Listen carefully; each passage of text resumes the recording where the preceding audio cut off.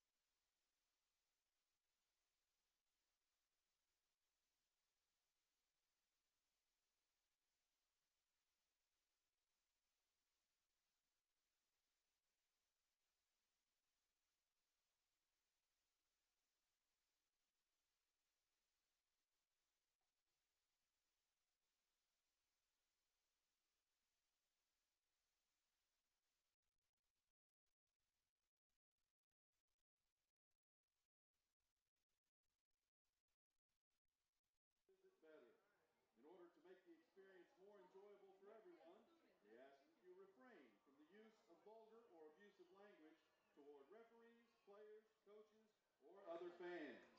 Please help us in achieving our goal of having an athletics program which teaches values that can last a lifetime. Please be aware that throughout the season, no backpacks, duffel bags, or bags larger than 12 by 12 inches will be allowed. Also, no outside food or drink may be brought into the stadium. Per Calcasieu Parish School Board policy and city and parish law, the possession of alcohol, tobacco, or vaping products on school grounds, including all parts of the stadium, is strictly prohibited. We ask that you show your tour pride and help us keep our stadium clean. You can help to protect the adults and students who must clean the stadium after the game by throwing away all trash in the bins provided. For the protection of our student athletes and coaches, spectators are not allowed on the playing surface during or after the game. We ask that you do not stand along the rail, keeping the walkway clear and allowing fans behind you to see the game. The officials for tonight's game are dedicated to promoting and maintaining fair play and sportsmanship in high school athletics. This game would not be possible without them. Please treat these officials as you would any dedicated professional.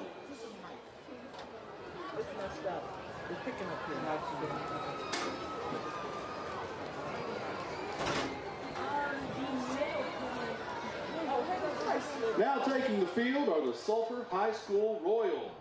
The Royals are the newest varsity dance team at Sulphur High School. They are under the direction of Miss Carrie Beth Schaefer and Miss J.C. Savoy.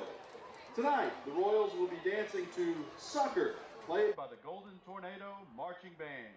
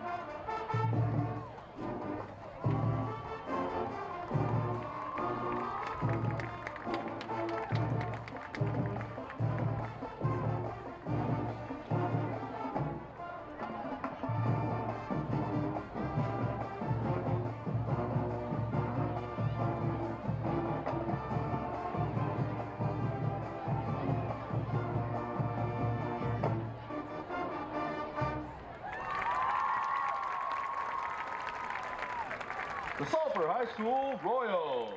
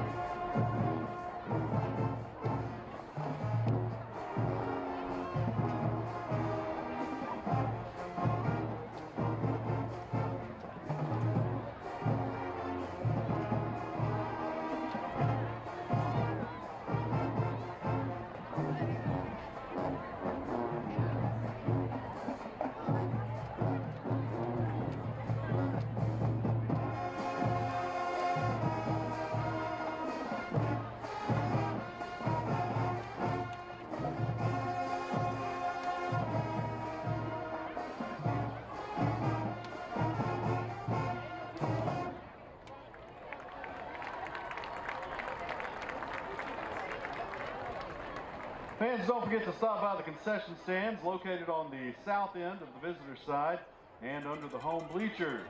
They have fresh hot popcorn, ice cold soft drinks, or something to satisfy your sweet tooth. It's all available at the concession stands.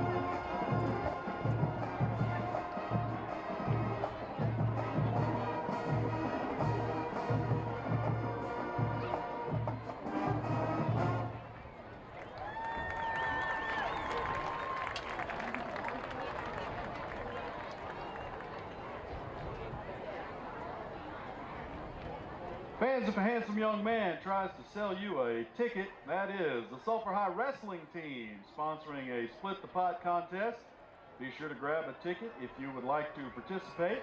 The winning ticket will be drawn at halftime. Thank you for your support. Sulphur High Athletics.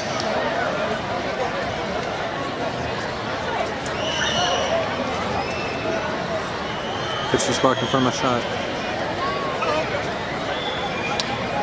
Nice and smooth and gentle on the zoom.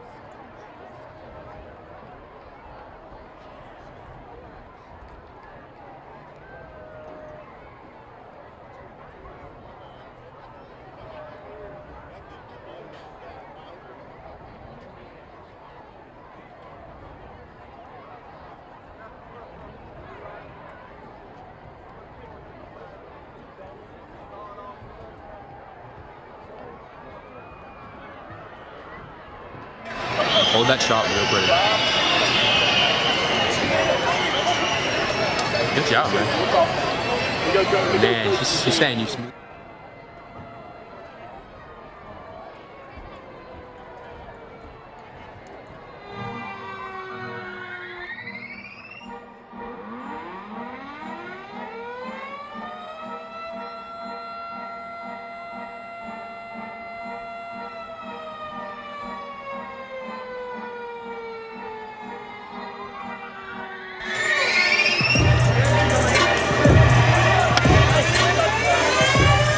They're in love with the cocoa.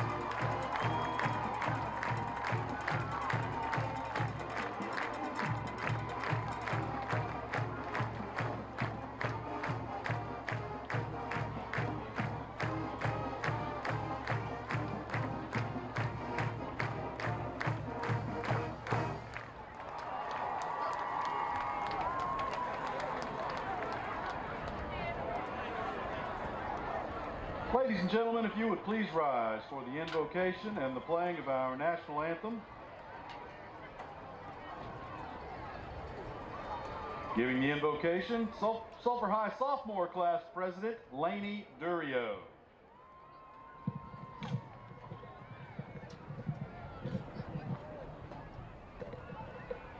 Please bow your heads in prayer.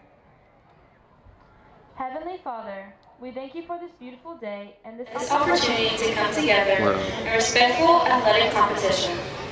We hope the actions of players, coaches, and fans honor the gifts we have been given and bring you glory. And we ask that you protect these young men during the game and bless all who travel this evening.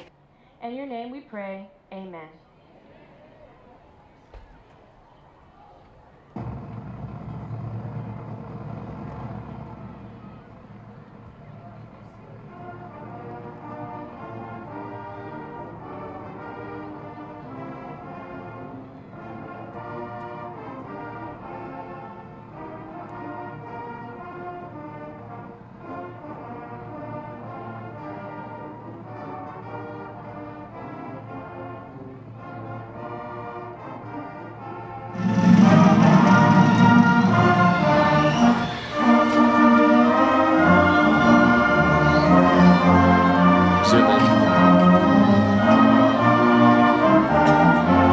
I can go? Yep. Yeah, a little bit more. I can't go anymore. Right there.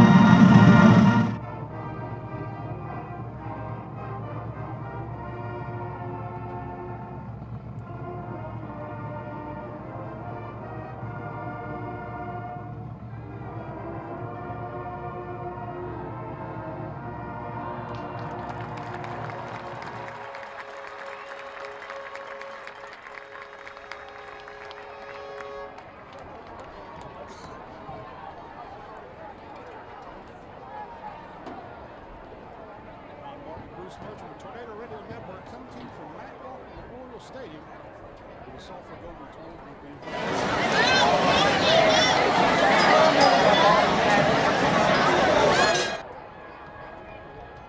Sulphur coming off of a rough week last week against the Lafayette Lions over in Lafayette. And the Carencro Golden Bears also coming off of a rough one versus the Southside Sharks, correct? Sharks? Yep, they are the Sharks. They played, I think it's St. Martinville last night. So if you're not real familiar with Carencro, Carencro is led by the former offensive coordinator at Acadiana.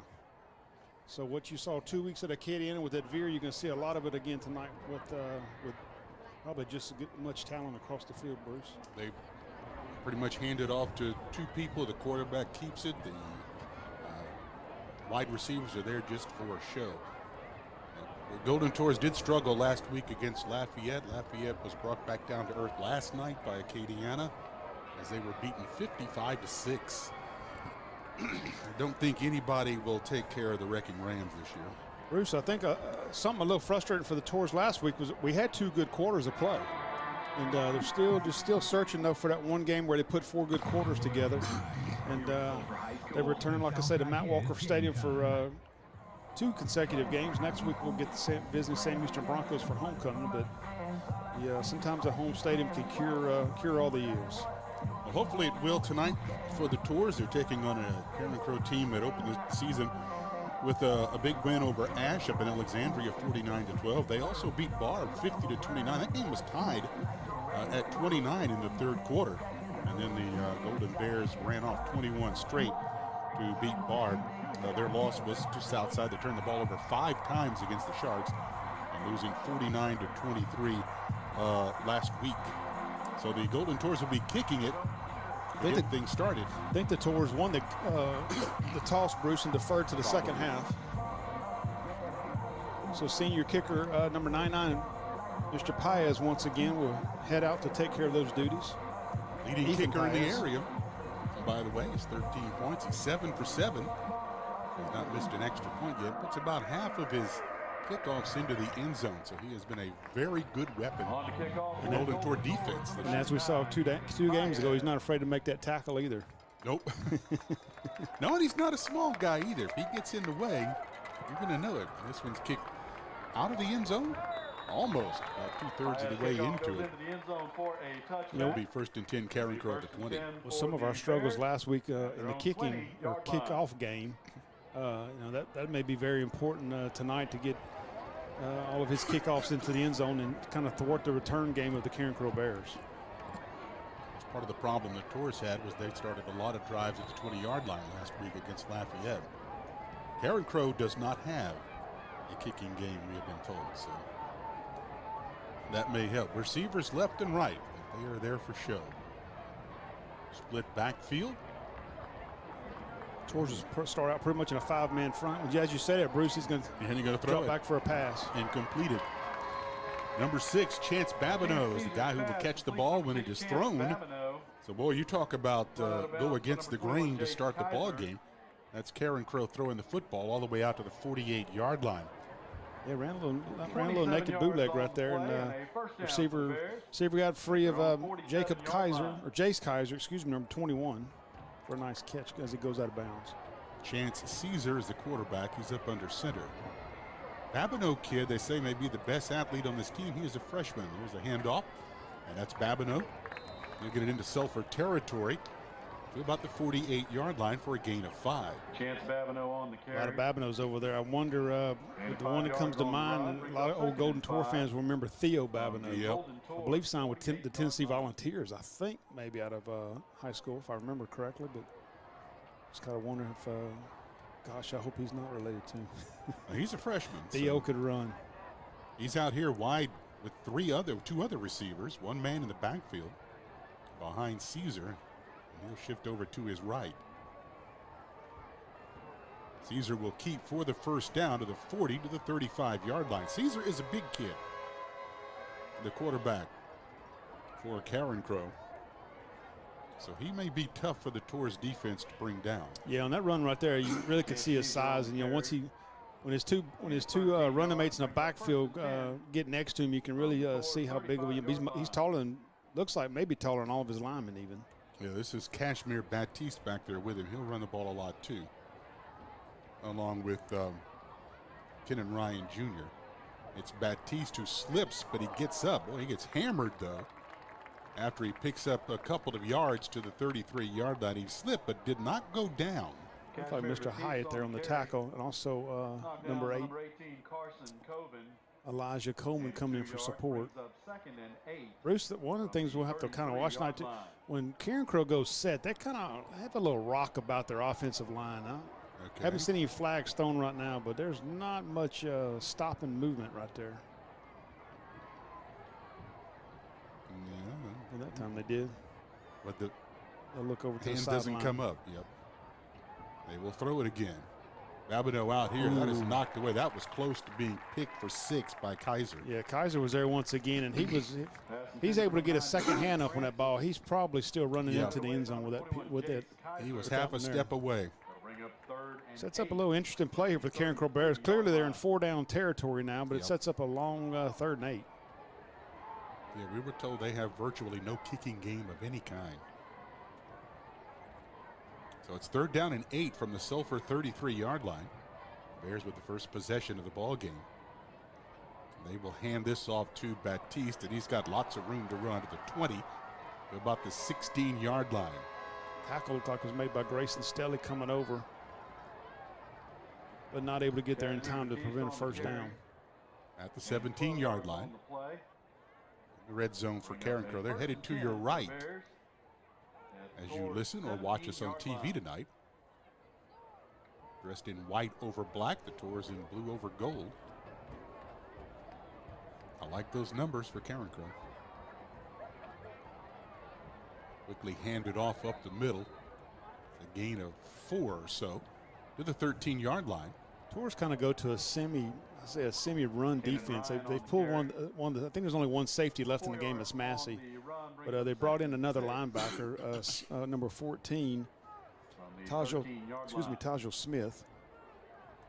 Only one wide receiver as they will run this one up the middle as Kashmir will score. He just came out of nowhere. He's the smallest guy on the field. He was in the pile. Like I say, he was in the middle of the pile, and then the quarterback did a great job of carrying out his fake right there, and a couple of Tours went with the quarterback as he carries out his fake, and no one just ever to get a hand on that running back. He just keeps his feet moving. Like you said, no one can really find him back there, and he gets into the end zone for the Bears' first score of the night with 9:11 to go here in the first quarter.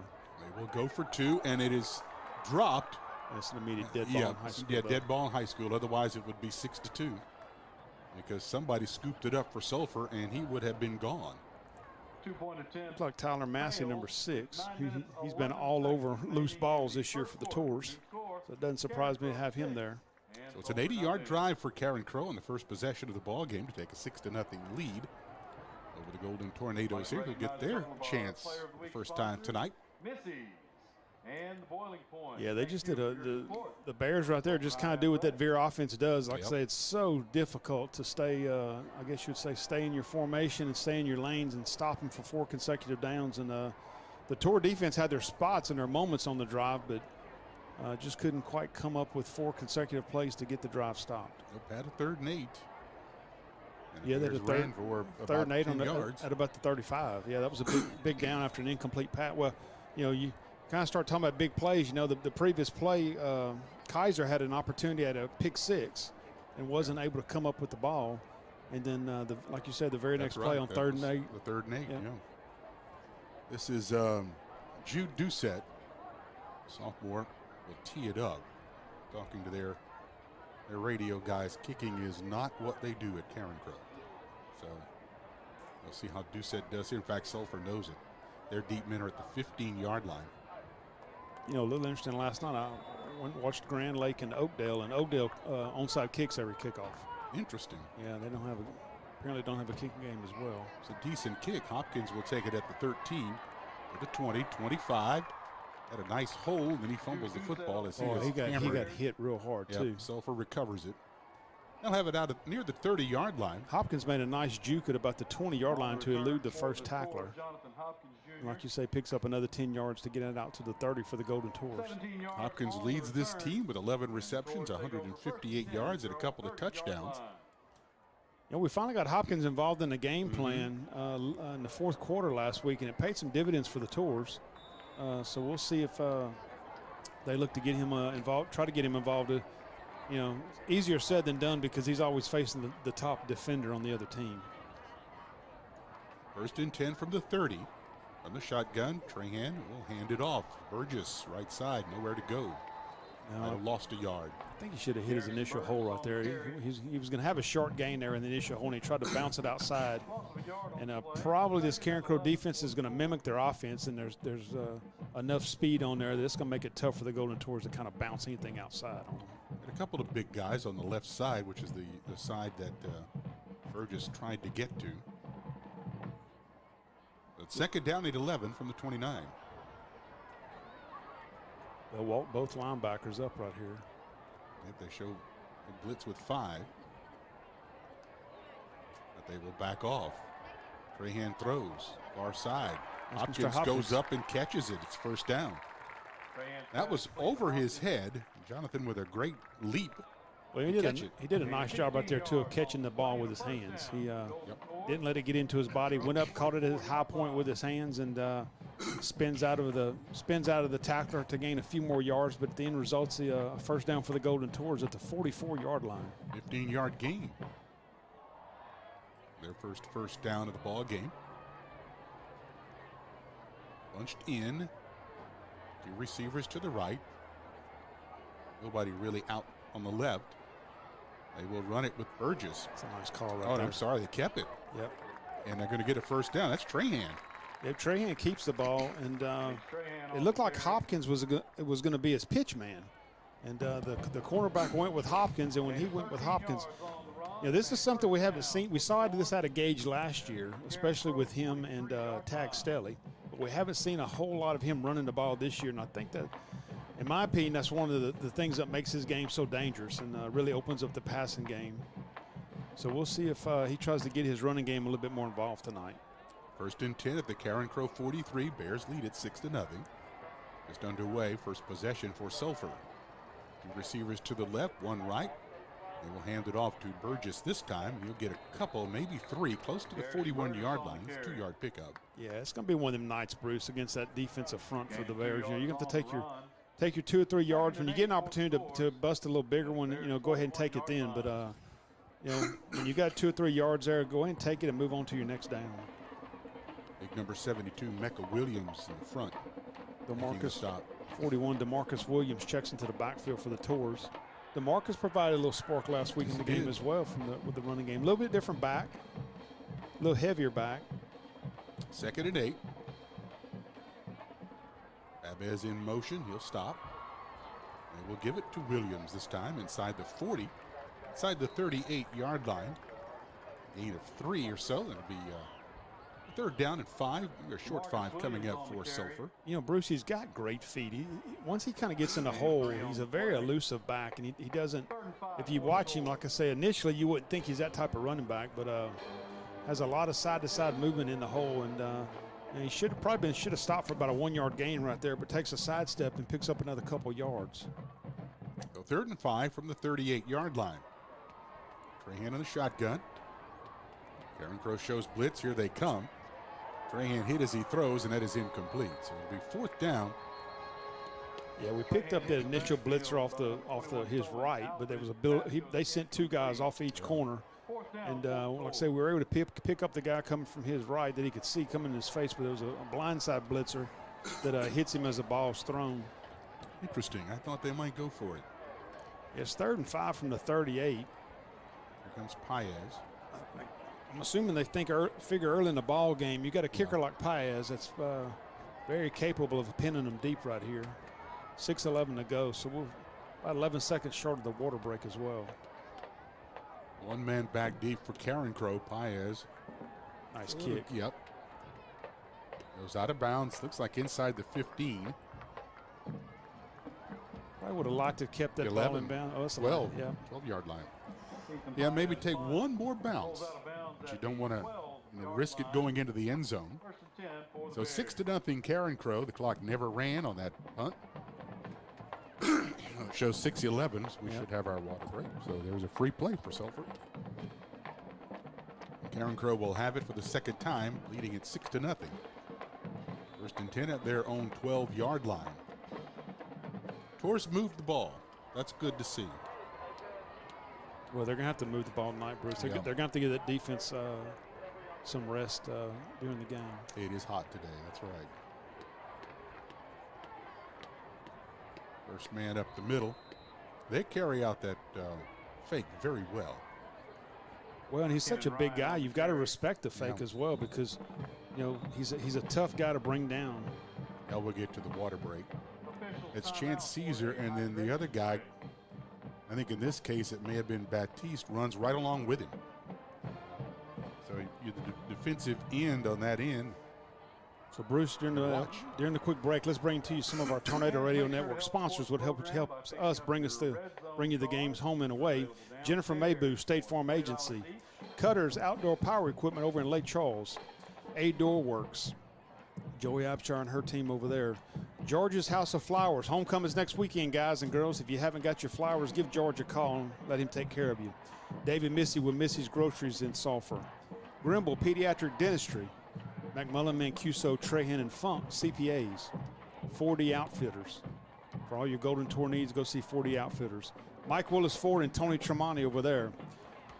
Bryce Trahan with the Lead Dance Company, and also Troy Darby with Hollywood Barbershop.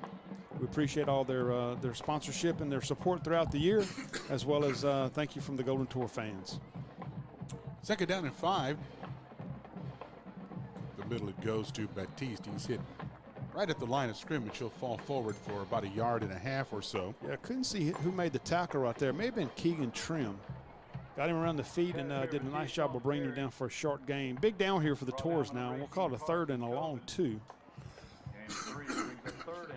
So it'll be a tremendous win here for the defense to get them on a 3 and out after pinning them inside the 15-yard line with the Paez punt. Ball is at the 20. The Tours come up to the line, and they're going to get just enough for the 1st down. 3-yard pickup. Need the 17. I think he got the 18. Yep.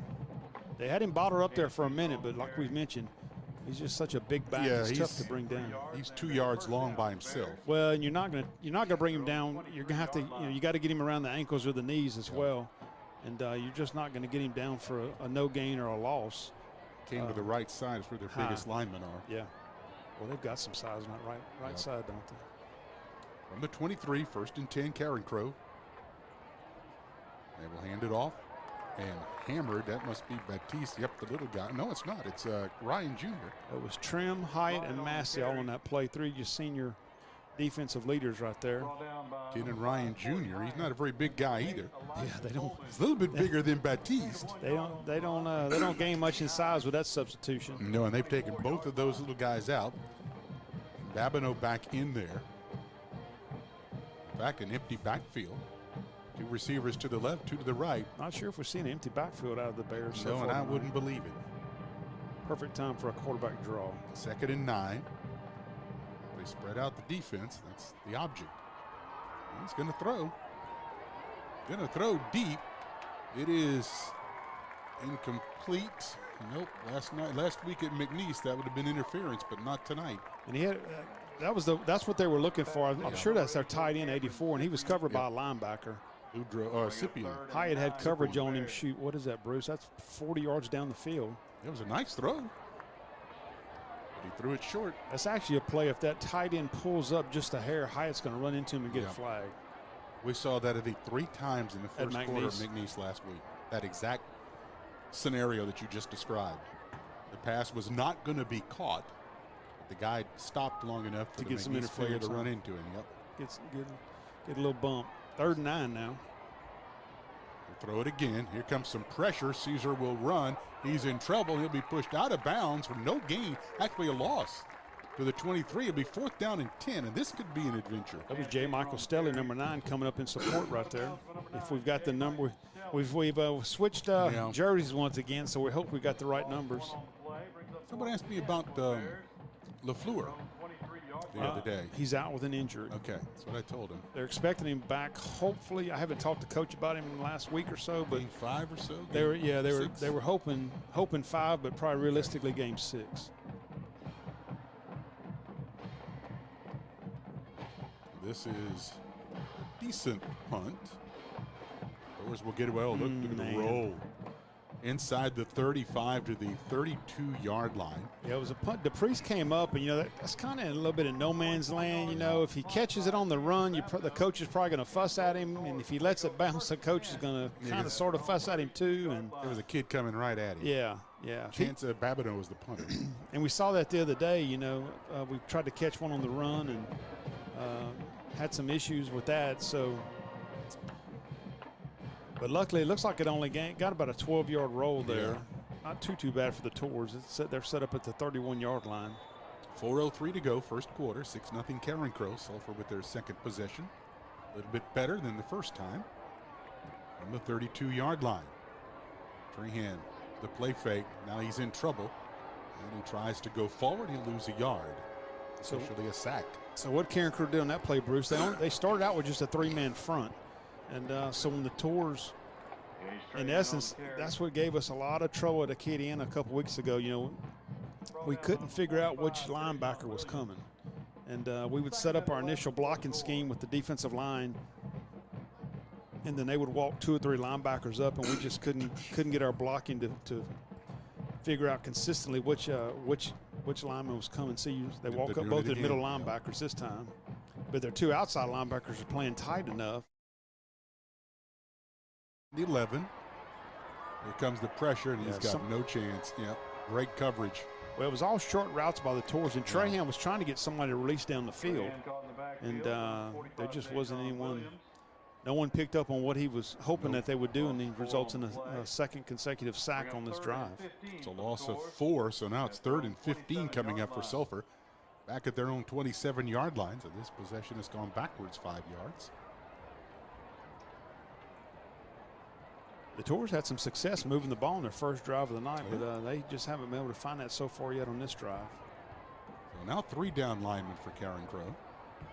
On the obvious passing down at 3rd and 15.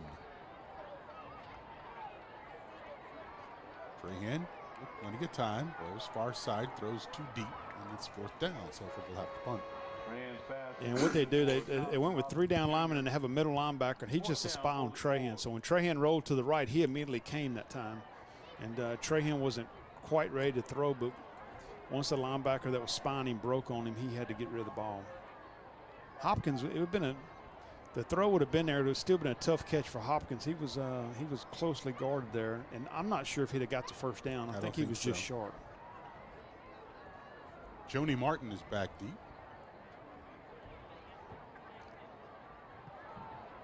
Paez. Nice kick by Paez. Kick, yep. Almost got run into. Bounces at the, hits at the 36, and it's going to get a roll all the way down to the 20-yard line, now to 19. I thought for a minute we'd kicked it. Because all of a sudden it bounced got a little 7-8 yards. Yeah, got a little spurt right there. First and 10, Carencro. 2:26 to go in the first quarter. They're up 6-0. This will be at they'll start at their 19-yard line now. The drives have started at the 20, the 12, and the 19. So, Bruce, this is something we're going to have to kind of keep an eye on as this game goes on. I think this is what happened to us at Acadiana, amongst a couple of other things 2 weeks ago. That there were quite a few 3-and-outs by the offense, and the defense held up in the first half, but just kind of got wore down in the second half. They will run it up the middle for 3. That's just a big old pile of massive young men right there. But like you know what's coming after a couple of them little dive plays. Yeah, unlike the Acadiana offense, these guys will throw. 2nd and 7 from the 22. And I've been very impressed with the quarterback's arm and also his accuracy. He hasn't thrown one really ugly tonight that didn't have a chance of being caught. We got a false start. So that'll be our first penalty of the ball game, which is much better progress than the opponent. Last week, Lafayette had about 180 yards in penalties. Most of them 15-yarders. You know, Bruce, I don't think I ever remember seeing that many 15-yard unsportsmanlike penalties in a game. Seen that many penalties, but you're right, not those. It's 2nd and 13, 2nd and 12, back at the 17-yard line. This time Babbitt, or rather Caesar will keep it. He'll get 7, maybe 8. 6 or 7. It'll be 3rd down and 6 from the 23-yard line. So another big chance for the defense. They held him last time at this exact spot, the 23-yard line. Make that 3rd and 6 from the 23-yard line. Caesar up under center. Tours have done a nice job. We've had some issues jumping off sides. Tours have done a nice job tonight, kind of sit and put. On the option, Caesar will keep it. He's hit from behind and he'll get the first down. They had him going to be about 2 yards short of a first down, and he's just able to keep them legs churning and basically just falls forward, like you say, Bruce. He's a runner that's going to gain 2 yards. He's a 2-yard gain every time. Yeah, when he falls forward, and he falls forward right there and gets 3. So the drive continues from the 30-yard line for Carencro as we come to the last 50 seconds of the first quarter. 6-0 Carencro. It's been a well-played first quarter, Bruce, by both teams. On the first down, they'll give it to Ryan with a huge hole. Last man catches him in Sulphur territory, or he is gone. It's Elijah Coleman, I think, number 8. Yeah, he had a hole right there, and I'm not sure where the linebackers, I'm going to assume, picked the wrong hole to run through. Man, there was all of a sudden just no one there. Looks like number 2, Keegan Trim, is down. Hoping nothing more than a cramp. It's a hot, muggy night. Yeah, it's a hot, muggy night. It's been a hot week. Yes. You know, I was telling somebody earlier when they talked about a turf field. I think some things people don't realize is if you've had a hot week, that turf retains that heat all week long, you know. I was here last night with St. Louis. They had gone out and rented 3 air conditioners for the sideline. So I'm assuming that's some kind of fire alarm or something. I have no idea. I don't know what that ding is. It's coming from the computer, I think. Is it? That would be my guess. But I have no idea. We might be the only people who hear it. Trim is up, walking off the field with his hat on.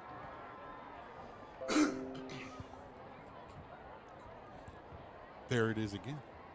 So it'll be 1st and 10, Carencro from the Sulphur 48-yard line. Clock will start. They don't have to run a play. The play clock's at 40. They may have just reset it though at 40. But they'll start the clock. Yeah, they don't have to run it. They don't want to. But they got a feeling they're going to run a play though. Yep. From the shotgun, Caesar will throw. Gonna throw it deep.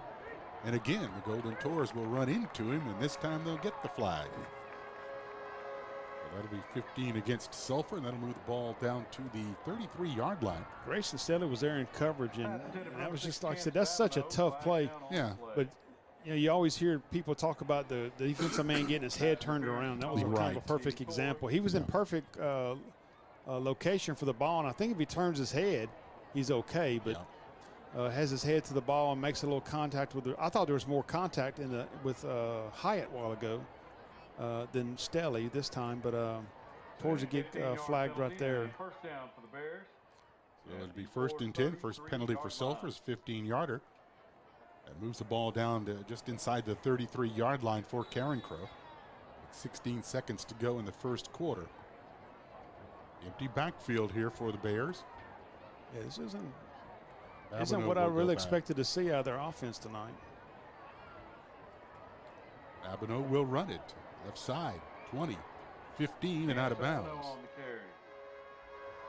Yeah, the Bears' offensive line did a nice job of kind of collapsing their left side, our right side of the defense right there. And it was probably 12 yards on that misdirection play before he ever gets touched and ends up getting pushed out of bounds for about a 15-yard gain. And that should be, well, no, that's right. This is not college or the NFL. The clock will not start until the ball is snapped. Mark him out at the 15, just inside the 15-yard line. And they'll give it to Ryan Jr. And he is stopped for a gain of a yard. That'll do it for the quarter. Can't see who made the tackle there for the Tours. Maybe number 16. So after one. No, not 16. That's the Priest. It's Carencro 6 and Sulphur nothing. 2021-2022 Sulphur boys soccer team had a season to remember, racking up a record of 20 wins, 3 losses, and 2 ties, and finishing as undefeated. Golden Tours honoring the soccer team tonight. Finished last season as I believe it was undefeated district champions. Named a Louisiana All-Star selection was that's the first time, wasn't it? I believe so. 3 Golden Tour football players out there as well, including Mr. Paez. Oh, you know it. And the first team all-district goalkeeper was kicker like that, you know he's on the soccer team. District Coach of the Year honors Coach Trevor Folks. How about a hand for the Sulphur is that 2021-2022? No, that's not Williams. I see a couple of 40s out there. They're probably backup kickers. Well, actually, I think you are correct. 40. 42. If 42's out there, that's Paxton Van Meter, sophomore kicker. And 40 is Brock Durbin, who is a sophomore kicker. I met Paxton Van Meter's mother, who came up and introduced herself to me. I think I said this once before this season. I grew up with a Van Meter family in Vinton, and sure enough, they are. Yep. Yeah. I remember you mentioning you were wondering. Yep. Her father's Buddy Van Meter, who was the oldest of the group, that lived on Center Street. So 2nd down and 9 as we start the second quarter. The Bears headed into the north end zone here at Matt Walker. Virtually no breeze tonight. A little bit of a breeze out of the south. That was about as much as it was last night as well down in Grand Lake. Boy, it was hot. It was hot here last night with St. Louis. Caesar to throw, rolls to the middle of the field, throws into the end zone. It is out of the reach of Babineau. And it's 3rd down and 9 once again. It's 4-down territory with no kicker. Tell you what, 21 Jace Kaiser has been very involved tonight on the defense, and he was providing coverage right there. That's the most we've seen from him, I believe, all year. Yeah. In this first quarter. Yeah, they've stayed away from Grayson. You know, really the only time we mentioned Grayson's name was a tackle earlier, and Also on the pass interference. But they haven't gone at him, tested him much at all. On 3rd and 9. They got to open the guy. They ran a little rub route. Did he catch it? Yeah, the second guy didn't. Grayson got caught up. Grayson got caught up in a little rub route and got bumped. And I could see from up here if that play developed long enough that he was going to find that open receiver. I thought that up receiver was going to tip him. I thought it was going to be incomplete because of him too. And I see Coach towering him. That's exactly they're trying to get in the ear of the side judge, but it was a big time rub route right off the line, and Grayson never had a chance whatsoever. Of course, they will go for 2. How long was that pass? I don't remember how long the scrimmage. Probably about the 15, 18-yard line. Yeah, somewhere around there. It may have been the 15. Oh, they do kick it. And it's 13-0. Kicks up and good. Yep. 11:46 to go in the first half. 81-yard drive for the Bears, and they lead at 13-0. Yeah, I see the defensive backs coach immediately talking to Grayson and some of those guys trying to figure out what happened down there. There were 2 Bears right there. Look, he's in the ear of that side judge. I think that's maybe Coach Dodd, maybe. Our white hat is Dr. Burkell tonight. And a shout out to a couple now of our player of the week sponsors. Now the assistant coaches kind of shoot on down the way, and now Towery gets an opportunity to get in the other ear of him. Cyprian was the first guy, and he may have even touched it. But, you know, back in the old days, you couldn't do that. But say that again? I think Cyprian touched it. Yeah, but in the old days, you couldn't do that. That's a new one for me. Let's see. There have been some plays in the old NFL So once days. it was tipped, it was a dead ball? Well, once it was tipped, an offensive player could not catch it unless a defender touched it again. But that was just too hard to officiate, so they got rid of that rule. That's an interesting rule. Yeah, that's old NFL rule that 2 offensive players could not touch it unless a defensive player touched it in between. 38, Jude Doucette. Short kick. Yep. Take it at the 26 to the 30, to the 35, to about the 36-yard line. Thought I saw a 6 on the jersey for Sulphur. I think it's DePriest. Yeah, 16. okay, 16. Somebody from Carencro helped him up. So the best starting field position for Sulphur at their own 36-yard line, down 13-0 now. Yeah, the Tours are really needing the offense to get something going right here. And for one, to give that defense a break, but it would really be helpful for them to get a score on the board here. Carencro once again comes out in that 3-man front. They'll send 4. The Tours will run it wide. This is Blaylock to the 40-yard line. Gain of 4. Hopkins wasn't quite able to get his block complete on that cornerback. If he's able to finish off that block, it's probably going to be a little longer game, but still a nice gain of 4 yards on first down.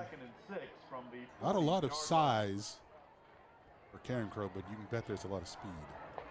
And we saw it that time. Blaylock does pick up 4. Yeah, they've got a big nose tackle, and like you say, after him, they've actually got 2. Their safeties are a little bit bigger than what you'd normally see in a safety position, but other than that, not a lot of size on that defense. Burgess, he gets caught up in all the traffic at the line of scrimmage and will lose a yard. Yeah, Carencro was able to kind of stiff the tight end right there, and he ends up running into the back of the tight end. That's Williams, 72, playing on both sides of the football for 3rd and 7 for Carencro. We were told Babineau would, and he's out there, 6. But the far side defensive end, 45, Bruce, I bet he's not up. He's probably not 225 pounds playing defensive end. John Williams is sophomore. No, he's not very big. Been very active, though. Well, 3rd and 7 for Sulphur from their own 39-yard line. And comes in motion. It's Alston.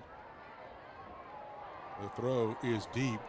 And down there to make the catch is Blaylock. He had a step or 2 on the guy covering him. It's a nice adjustment by Blaylock at the very end of that play as well, Bruce. And it's a nice gain to the 32-yard line in Carencro territory. Because he ran that pattern a little more as an out route. And And then once he looked up and he saw the ball in the air, he kind of had to adjust his route and head upfield a little bit more to get up underneath that ball for a nice catch for a first down for the Golden Tours. He was open. Well, look, the Tours definitely have enough wide receiver experience and speed, and with the Trahan at quarterback, if the offensive line will give him a chance to throw, the Tours will be able to move the ball against the Bears. First down. He will keep it. Dumps it off. The 30. Breaking a nice tackle. This is Babez inside the 25-yard line. And that Austin just kind of ran over a guy trying to tackle him low. Yeah, two Bears there try to tackle. Well, I'm not going to say tackling. They more hit him. Yeah. Thinking they were going to knock him down, and both of them fall to the ground. Babez is able to kind of keep his feet up underneath him right there and get his bearings back, and continues moving forward. It's a gain of 8. It's going to set up a 2nd and 2 now for the Golden Tours. Line of scrimmage, the 24-yard line. 2 receivers to the left, 1 out here to the right. One man also here to the right. Burgess in the backfield. He will go in motion out of the backfield. Trahan will run it. Got lots of room. Yeah, he's got a convoy out there. Gets it inside the 15-yard line, and it's first down Sulphur. Gain of 10 yards on the run and a first down. Well, that was from up here where we are. You could see how perfectly blocked and set up that one was. Looked like a gain of 10 yards on that play, Bruce. To the 14. So the Tours are moving the ball now. 8:44 to go here in the second quarter. They currently trail the Carencro Golden Bears 13-0, but they've entered the red zone. First time tonight.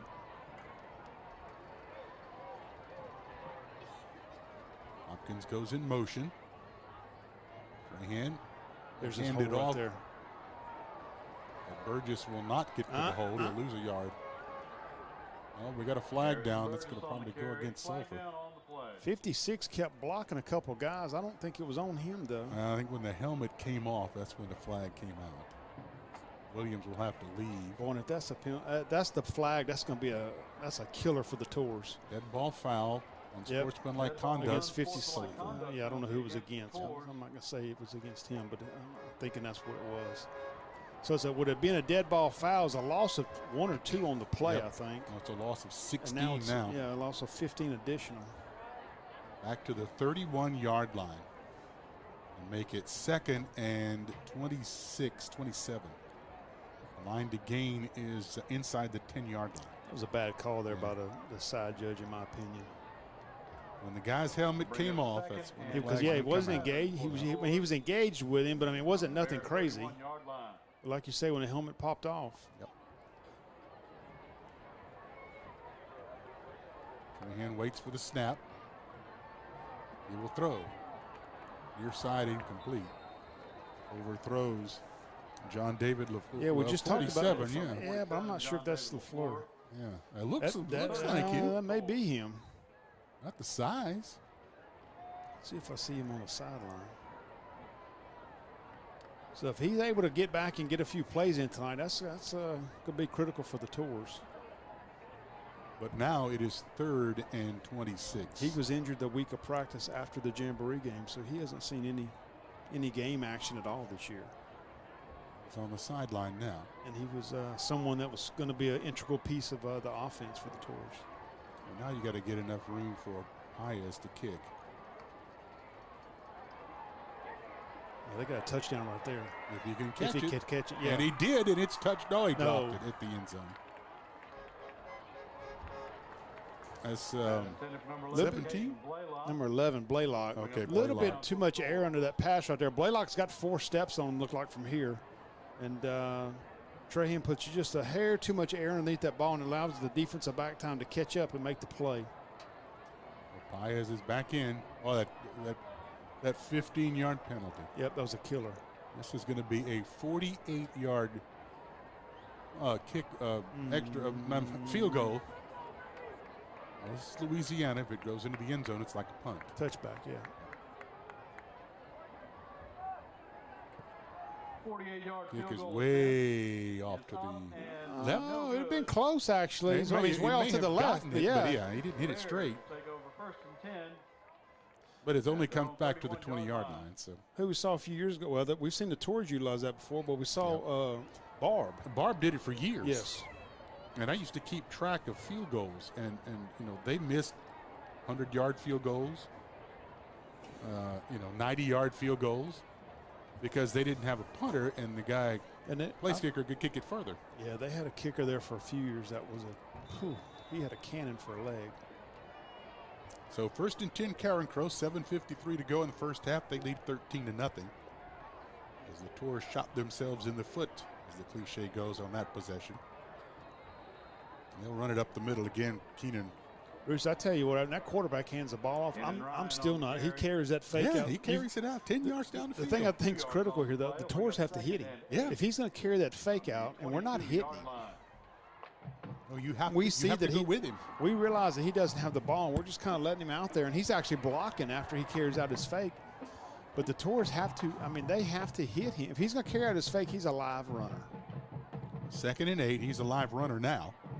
And he is caught in the back, well, not in the backfield, but caught at the line of scrimmage. He will fall forward. Tackle's made by Corey Hyatt.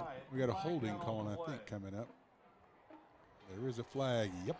So instead of a 3rd and 5, you're going to have a 2nd and 18. Well, it's a spot foul. That's a spot foul, so it'll be 2nd and about 15. But yeah, that was a nice backside. Corey Hyatt came from the backside and tracked him down for a nice tackle around the ankles. I knew something was up as I hear those coaches next door. Yeah, that's sitting next to the coaches, especially Sometimes here at home. good. It's very entertaining. Yeah. Sometimes it's not so good. Well, Herb was here one night. And there's enough of a tempered glass. I don't think nothing. Hopefully, he's going to be able to hit the air. Caesar to throw. He's going to throw deep over the middle. Babineau is. Nice job right there. Did he catch it? Did he catch that ball? Yeah, I think he caught it. Yeah, he did. He caught it at the 44-yard line. Wow. Yeah, he caught it. First down. Now they just threw a flag on Towery. He caught the ball. Granted, it was the other direction from us, but I never saw it hit the ground. I think probably one of the things that the issues the Tours are having, though, Bruce, is there's no one in position to really make that call. I don't know if are they missing an official tonight? Because there's only 2 side judges. There's no one deep on the defense. And I think that's what happened. You had a side judge on each sideline, and the ball was thrown directly between the hash marks. The Sulphur defender jumps up immediately and says he didn't catch the ball. 21, Kaiser was there, and he immediately, and also number 4, Peyton LeMaire, they both immediately say he didn't catch the ball, but there's no one in position really to make that call. And there is no review. I thought he caught it, but his back was to me. Let's see, watch right here with the officiating crew. I don't know where there's the guy with the ball right now. 5 or 6. See, he doesn't run with the pass. So, and maybe that's how it's always set up. I don't know, but you just can't see that play for the most part from that alignment. False start. Getting a bit upset next door. Dead ball false start penalty against it must be majority. There's 3 of them over there. 2 of the 3 must be offensive guys. Yeah. They're yelling at Gabriel, whoever he is. So it'll be 1st and 15 back at the 34-yard line. So look, a tough pass play and a tough penalty for the Tours, but let's see if the defense can step up here. They need to take advantage of this 5-yard penalty right here. Empty backfield, 2 receivers left, 2 to the right. This ain't the Acadiana Beer offense for sure. No, I was going to say, this offense has really surprised me tonight. Caesar with plenty of time, 3-man rush, throws deep, threw that too hard. As soon as he let it go, he had thrown it. Yeah, Stelly's there, and Stelly's there providing the coverage, and it's one of them plays. If he underthrows that, Stelly's going to intercept the ball. So he had to go deep with it. And 2nd and 15 for the Bears. That 2nd and 15, it was intended for Zarian Martin. A senior, a lot of seniors here. Batista's a junior. Chance is a senior. Babineau a freshman. Yeah, when we mentioned not a lot of players on the Carencro sideline. No. You mentioned that they barely made the 5A cutoff this year. They've been playing 4A ball. They're the defending 4A state champions. Yep. They will not defend that championship this year. On 2nd down, they will run a trick play. Babineau Sweeping the far side, runs right into I'm trying to get a number. Maybe Golden Tour. Yeah, Peyton Lemaire. No, yeah, Peyton Lemaire, number 4. He stayed home and he immediately read that reverse. He was engaged with the quarterback, Caesar, trying to block him. Yep. Once again, Caesar carries out that fake, and like I say, he's in there trying to block Lemaire, and that's going to get us to the water break, Bruce. It was a double reverse. Is that what you call that? But as we mentioned, if they would, in my opinion at least, but if they will start hitting that quarterback, he won't carry them. He won't carry that out quite as aggressively as he has been. But you've got to make him pay. You got to, you've got to make him realize that he doesn't want to do that much longer. Bruce, are you trying to maybe find a few scores? Well, you're trying to find an Astro score. Yeah, well, that one was 1-0 Baltimore.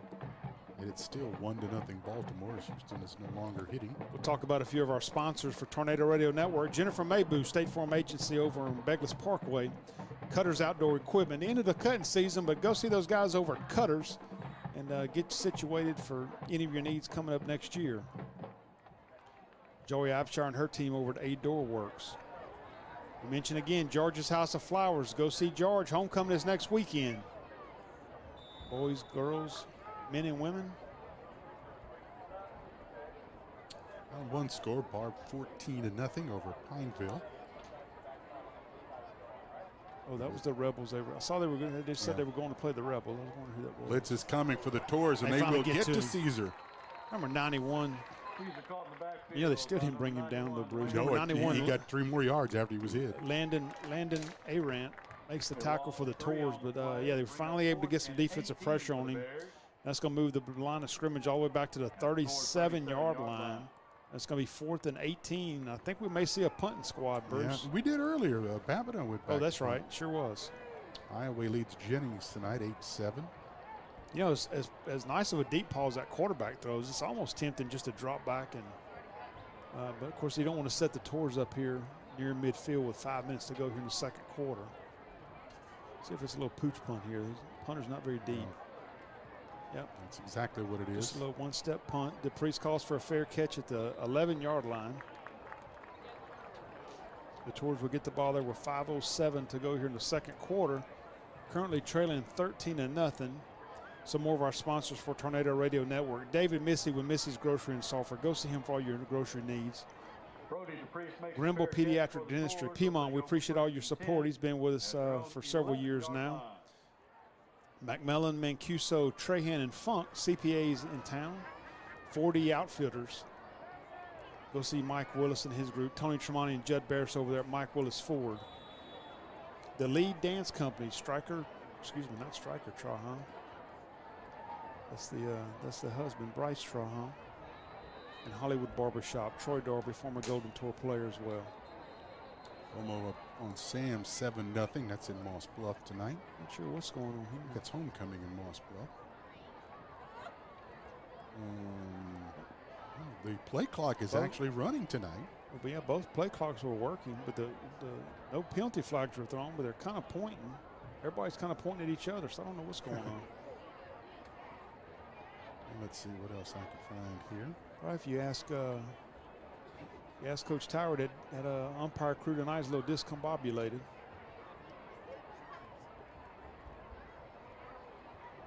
So let's see what we're going to do.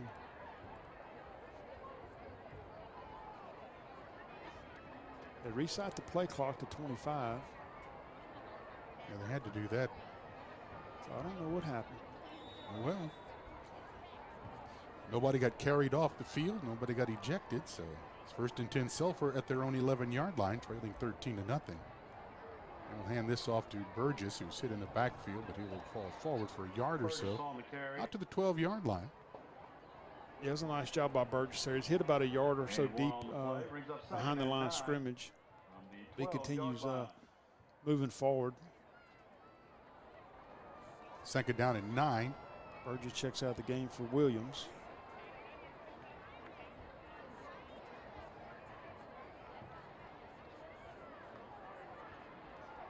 That one's about to get blown open in Baltimore. 2 receivers to the right, 1 to the left. Pistol formation. Torres Bad fumble snap. the football, and it'll be 3rd down and 12. Back at the 9-yard line. Couldn't see what happened from this Trahan angle. falls on it. Yeah, I It don't- just didn't get back to. I don't know if it hit the center's Gage. butt or it just it never got off the ground, but Gage ends up falling forward and falling on the ball. That's going to result in a 3-yard, about a 4-yard Yeah. loss, actually. So that's up 3rd and 12. Ball at the 9. Tours are really just searching for some consistency, Bruce. They were able to move the ball on that last drive, and The first one and the last one. yep. He's going to run it. I know Trahan's going to throw it out here. He's got an It open is receiver caught at the at 20. and he's It's going to be a yard short. Yeah. So now what do? Bruce? You're down 13 to nothing, 3:30 to go. You're at your own 20-yard line. Conventional I wisdom think says you you're go going to for punt it. it. Yeah, but you're 1 and 2. He's going to send a punt team Yeah, out. he's going to do it. 3:20 to go, and the clock is running here in the first half. I mean, I understand if you don't make it, you're Well, he may have hit his in a wrong. position where you May not hit the right receiver up there, Bruce. Hopkins was, from what I could tell, was open about 5 yards deeper for a first down. It's an 11-yard gain, but they needed 12.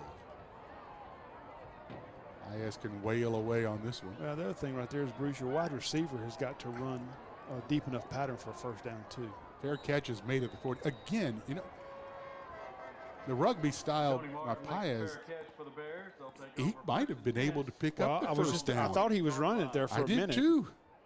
I think he'd have made it. That's the second time this year. I think we've seen that where it looked like that Ethan, if he wanted to hang on to it. It's homecoming. So it's 1st and 10 Carencro at the 40-yard line. Their own 40 with 2:52 to go. And to my knowledge, they do have 2 timeouts, or all 3 timeouts left. I don't think we've had one called yet. Well, normally a Carencro team, you might would wonder if they're going to have enough time to score right here, but with the passing game that they've shown tonight. And there's an empty backfield again. 2 receivers to the left, 2 to the right. There's a tight end to the right. Doors show 4 coming. Now they show 6, and here they come. A little bit of holding, and they're going to call it. That's complete to Cyprian at the 47, but it's not going to count. Somebody was being held. Yeah, but that tackle was made by Maxey. That's a nice job by Maxey. Just giving a little short gain right there. Well, that's holding. But it's coming back anyway, yeah. Going to go back to the 30-yard line at least and make it 1st and 20. Tours are starting to send a little pressure now on the defensive front as well. That empty backfield, it's a little bit easier to get to Caesar. Now he's going to run. Well, you almost have to consider sending one guy at least. Like you say, not you can't send it every down because Carencro start picking up on that tendency. But at the same time, we just can't continue to set it. A while ago, he sat back there probably for 5 or 6 seconds before he finally let go of the ball. Now they're going to leave someone back there with him with 3 receivers to the right. And Caesar to throw, throws that too far again. Oh, I thought it was too far, and then 9 found a little gear right there at the end, but Grayson Stelly was there. Damari Francis. No, that wasn't Stelly, that was number 8, Coleman. Caesar can throw the ball. Yeah, I thought that was from our angle. Initially, I'm like you, Bruce. It was going to be several yards over his head, and then at the last minute, the receiver actually got to the ball. May have surprised the receiver that he was able to get there. Empty backfield, 2nd and 20 for Carencro. 2 receivers to the left, 2 to the right. Tight end again to the right. Nobody in the backfield. Now they'll motion Ryan Jr. to the backfield. Tours again show blitz. Here they come. They're going to set up the screen. Flag already going down for holding. Either holding or may have had a lineman down the field as well. They released right away. Well, he won't go down. He finally will pick up about 7 yards. Little man runs hard. You got to back it up. When I say little, I'm not. That's not said disparagingly. No, he's not a very big guy, but he will not go down. If you make the tackle at the line of scrimmage, you decline this penalty. But you gave him too many yards. With that gain, you got to mark him back. Now you start to think about your timeouts with 2:16 to go. It'll be 2nd down and 30. Yeah, you got to wonder if Carencro goes ahead and just runs the ball right here. Make Sulphur use their timeouts. Make Sulphur use their timeouts. But if you pop a big run, then you can kind of go back into your 2-minute offense. So it's 2nd and 30. The line to gain is midfield, and they're at the 20-yard line. Now they leave. Now they're up under center, so they're running offense. They will hand it off. Nice Tripped tackle up out at there. the line of scrimmage. That's yeah. Corey Hyatt, number 5, once again. He was engaged with a blocker. Looked like that tackle for them, number 74, had him engaged. And there's the timeout. Gain of a yard, 3rd and 29 coming up. Rooster, you know, is that our first or second? I think that is the first. I think so too. Yeah, I don't think anyone had called a timeout yet here in the first half. So now, so if the Tours are able to hold them right here, they should get the ball back. Pretty good field position with a lot of time. Yeah, with about a minute and a half, minute 35 to go. And 1 timeout, at least. Underclass football at Sam Houston next Monday, starting at 5:30. Yeah, Sam Houston comes knocking next Friday. Sam Houston coming off of a big win last Friday night in a game we listened to in the truck on the way home from Lafayette, but double overtime. You got to commend we both disagreed with the Sam Houston coach going for 2 in the second overtime, but he went for 2. He was going to win or lose it right there. And well, they've got the homecoming Blas working down the bluff. They're down 7-0 to Como. You can't beat Barb and then follow it up with a clunker against the Spartans. All right, 3rd and 29 now for the Golden Bears. Looks like he'll go back underneath center again. Yeah, it's a running formation again. Not that that means anything with this quarterback. Right. This would be a perfect, other than the clock potentially stopping, this would be a perfect opportunity for a little play action, see if you can pop a long play. He's just going to drop straight back. Got all kinds of time, throws incomplete. Massive humanity at midfield. Yeah, he goes up for that ball. And looked like Massey, number 8, lays a tough lick on him. Potentially was borderline late hit right there. Yeah, I was kind of waiting to see if praying that flag wasn't going to drop, but that's going to save the Golden Tours a timeout, Bruce. That could be big. For a big favor. Yeah, that could be a pretty big play right here in this first half. Saved him a few seconds and a timeout. But, you know, we talked about laying him hits. I promise you, had a hit right there that he just laid. He'll make that wide receiver think twice about stretching out for another ball the rest of the game. Babineau had been punting. It's now Doucette.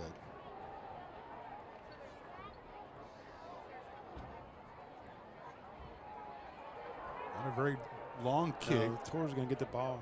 Well, the Priest picks it up at the 44. Gets about 2 points. Looks like number 2. Number 2 for the Bears. The ball did not reach the first down marker. Sulphur will have it at the Carencro 42-yard line. 1st and 10. They were telling us downstairs, I think it was last week in Southside. Ball snapped over the punter's head, recovered for a touchdown in the end zone, and a blocked punt in the end zone for a touchdown last week. So their punting game cost them 14 points. With their game against Southside. Yeah. 5 turnovers. So he was being very honest when he told you their kick game had struggled. I think the clock is wrong. Because I think we had 140-something when that play began. And then 116. We had 150. We had 151 when they ran the incomplete pass. So probably 141. Yeah, there's no way 16 seconds run off there. That's what Tower. See, once again, man. That's wrong. He said that's not right. I might believe 135, 130. Anyway, 1st and 10 from the Carencro 43 for Sulphur, their best field position. Even more frustration for Tower is the side judge won't go out and speak with the Whitehead about it. So now he's going to finally go. No. Yeah. Hopefully we didn't burn a timeout right here before that. Oh, yeah, they did. To the Golden Tours, their second charge, timeout. That's timeout. Yeah, he's asking about the time. But the problem is we shouldn't have to burn a timeout to get him to go talk to the Whitehead about that. That's what happened. So now it's 1 timeout, even if they put 5 seconds on the clock. It's a play. Well, what I'm getting at is a dead ball anyway. Why can't the side judge go discuss it with the Whitehead to get it right? And there are radios. They talk to the clock operator here. They can now converse with the people up in the press box. Now they're going to adjust it to 138. We get our timeout back. I wonder. You should, but I don't know. Well, I'm going to tell you what some of that stems from, Bruce. That's the same side judge that's already called an unsportsmanlike penalty on Towery earlier on the sideline a while ago. So I guarantee you that's where a lot of that's coming from, unfortunately. All right, 1st and 10. Hand to throw. He's got him wide open, too. Oh, yeah, he underthrew it, and it's knocked away. He underthrows that pass. The thing is, if it's a little bit late getting there, a little bit later, it would have been interference on Carencro. Yeah, allows the defender to catch up and get a hand in there. Yeah, if the Sulphur wide receiver if he will pull up just a hair, he'll get the interference call. It's Blaylock for Sulphur. Well, what's frustrating, for Blaylock, Blaylock, it's kind of a tough play. He gets a 3 or 4 yard separation on that defensive back, and we're just a little late with the throw. So he's kind of Carencro leads. He's kind of still in the mode of trying to make the play. Now we're going to have a timeout on Carencro. Will call the timeout. On the field charge for the Bears. You know what I learned last night? Go ahead. And had it confirmed again today. The officials in the press box are only here to run the clock. Nothing else on the scoreboard. The home team runs the scoreboard? The home team is supposed to supply somebody to put the score and everything else. If you notice, nothing changes but the score and the quarter. But I was here. Did you happen to hear what happened at LaGrange? Had no umpires. Is that what or it no was? Referees last night, yes. Yeah, I saw the game was canceled. Yeah. And I think who came over here now? They were here, I think, ready to play, and there were no umpires. St. Ed. St. Ed, yeah. Yeah, which I thought, first of all, was unusual. That's a Class A school. But, we had that happen several years ago in baseball in the playoffs. Oh, okay. Sulphur, unfortunately, that one was on Sulphur. Yeah, I saw that game was canceled, and I knew it couldn't be weather. No, it was from what I understand, I read something, a blog on the internet, it was referees. 2nd and 10, Trahan, somebody's helmet has come off, so yeah, he's got a, oh, it got wide open and he missed him. Alston threw it over his head, and Alston could get both hands on it, but could not bring it in at the sideline. Oh, man, that would have been 20 yards. Tours had a couple missed opportunities here in the first half. 3rd and 10 from the 42, 1:22 to go. Well, what I thought was more interesting was that actually several of the comments is that there were no paid referees there. So I thought that was kind of an interesting. So I'm sure they could have found 50 of them. It'd be good. They wouldn't have known the rules. I have to find out a little bit more on that story. 3rd down and 10 for Sulphur. Oh, my goodness, he dropped it. Oh, it could come out of his hand. Yeah. When he went to throw the ball.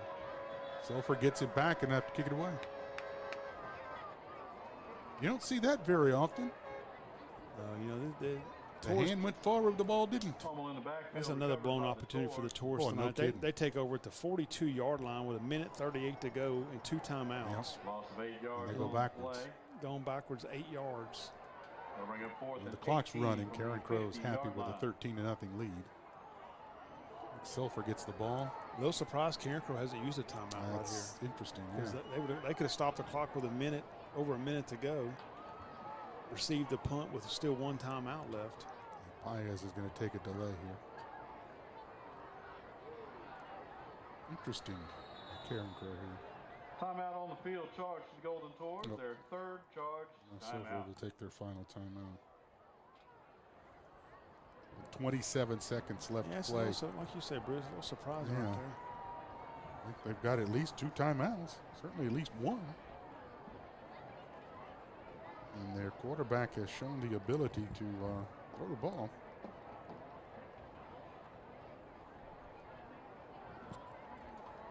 First of 2 in a row for the Tours. We'll be right back here next week.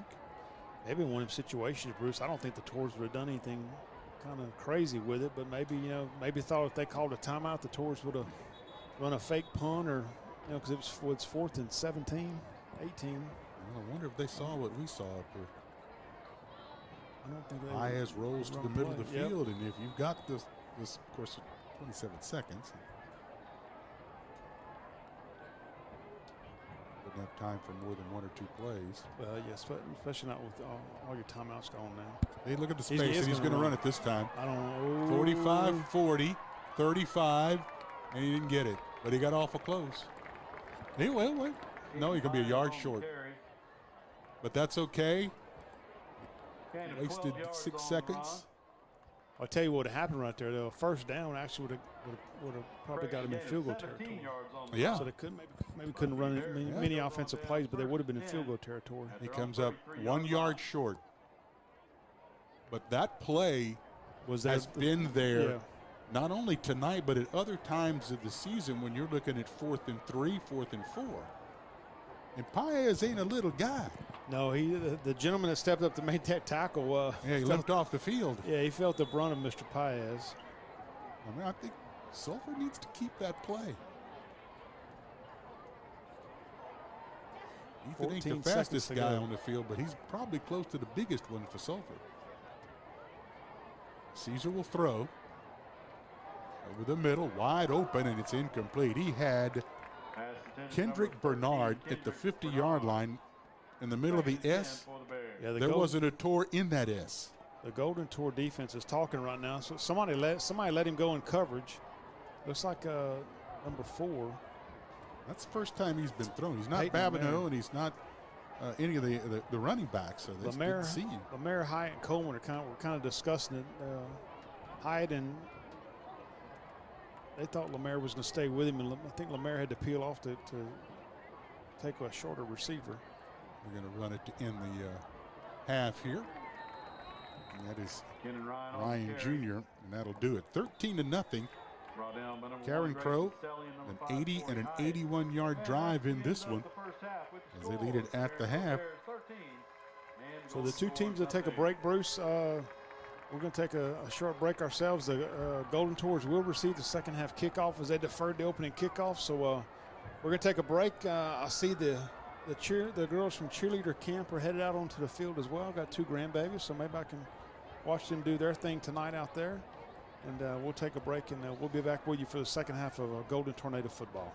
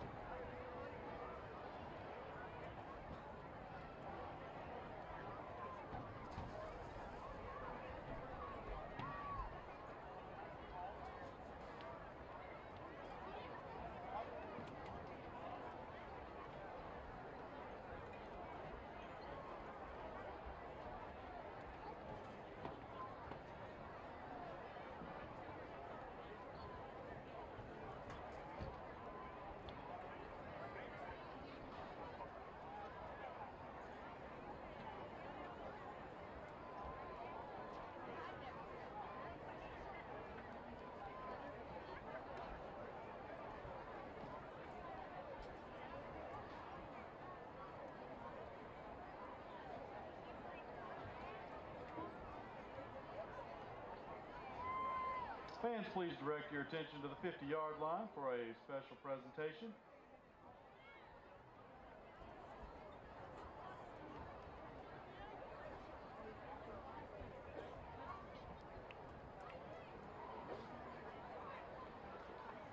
Senior football players were asked to choose a teacher who has positively impacted their life and high school career.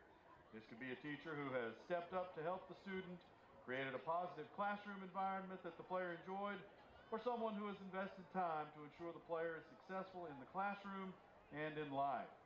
Defensive players chose one teacher at Sulphur High who fits one or more of those descriptions.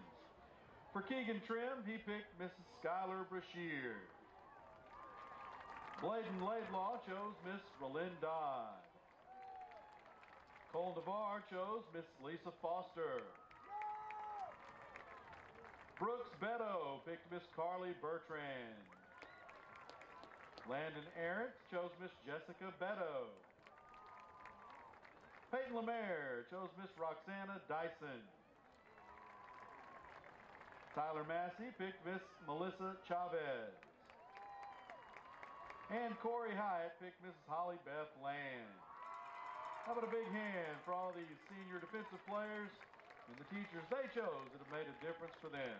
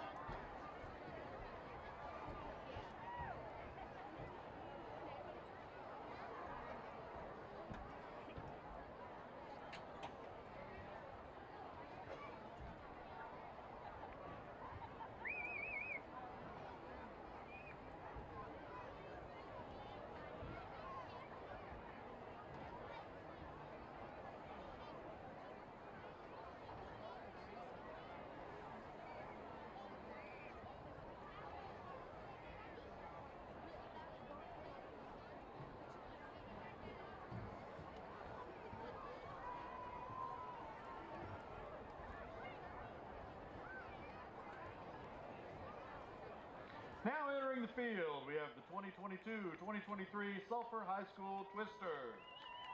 Twisters are led by Captain Madden Bertrand and co-captains Bree Fruget and Madeline Maybu. They're under the direction of Mrs. Holly Beth Land. For halftime, the Twisters will be dancing to Party Rock Anthem as played by the Golden Tornado Marching Band.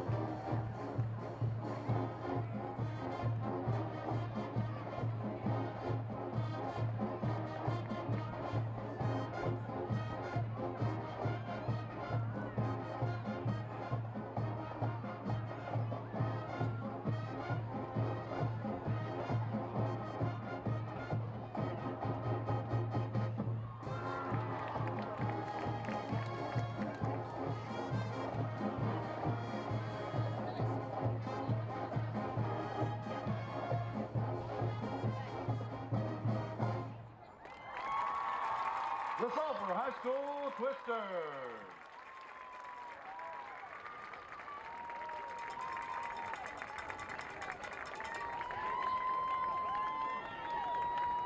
Please welcome to the field the Sulphur High School Golden Tornado Marching Band under the direction of Matthew McMillan. He's assisted by Andrew Usey and Darren Hooper. The band captain is Caleb McCardle. Band lieutenant is Madeline Bearden. Guard captains are Michaela Bergeron and Delanya Jones. Drum captains are Isaac Collins and Grayson Garcia. And front ensemble captain is Abby Labrie. Brass captains are Casey Rodarte and Camden Young. And woodwind captains are Brianna Simone and Brianna Morris. Guard lieutenants are Nevaeh Barrier, Emma Lee, and Riley Stutes. Tonight, the band will be performing the first half of their 2022 show, War of the Worlds, featuring music by Frédéric Chopin, Imagine Dragons, Gustav Holst, Michael Giacchino, and Antonine Dvorak. Drum majors, Ezra Chavez, Bryce LeBay, and Cade McCardle, you may take the field for tonight's performance.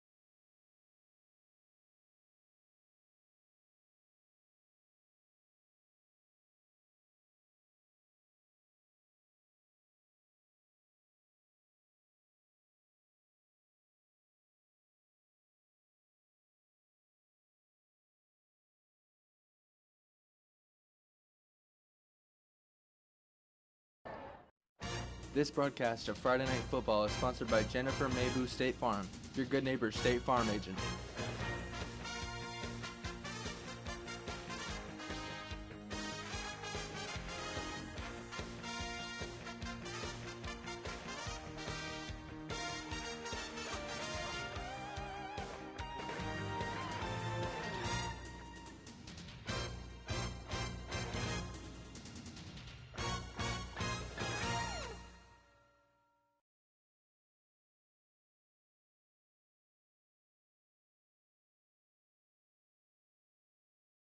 The Tours are just, I mean, they're a few plays away actually from probably leading this game 14-13. Well, the fake punt with Ethan Paez is a perfect example. He needed 12, he got 11. 1 yard short. And if he ran that play, the previous punt, he's got a first down. Yep.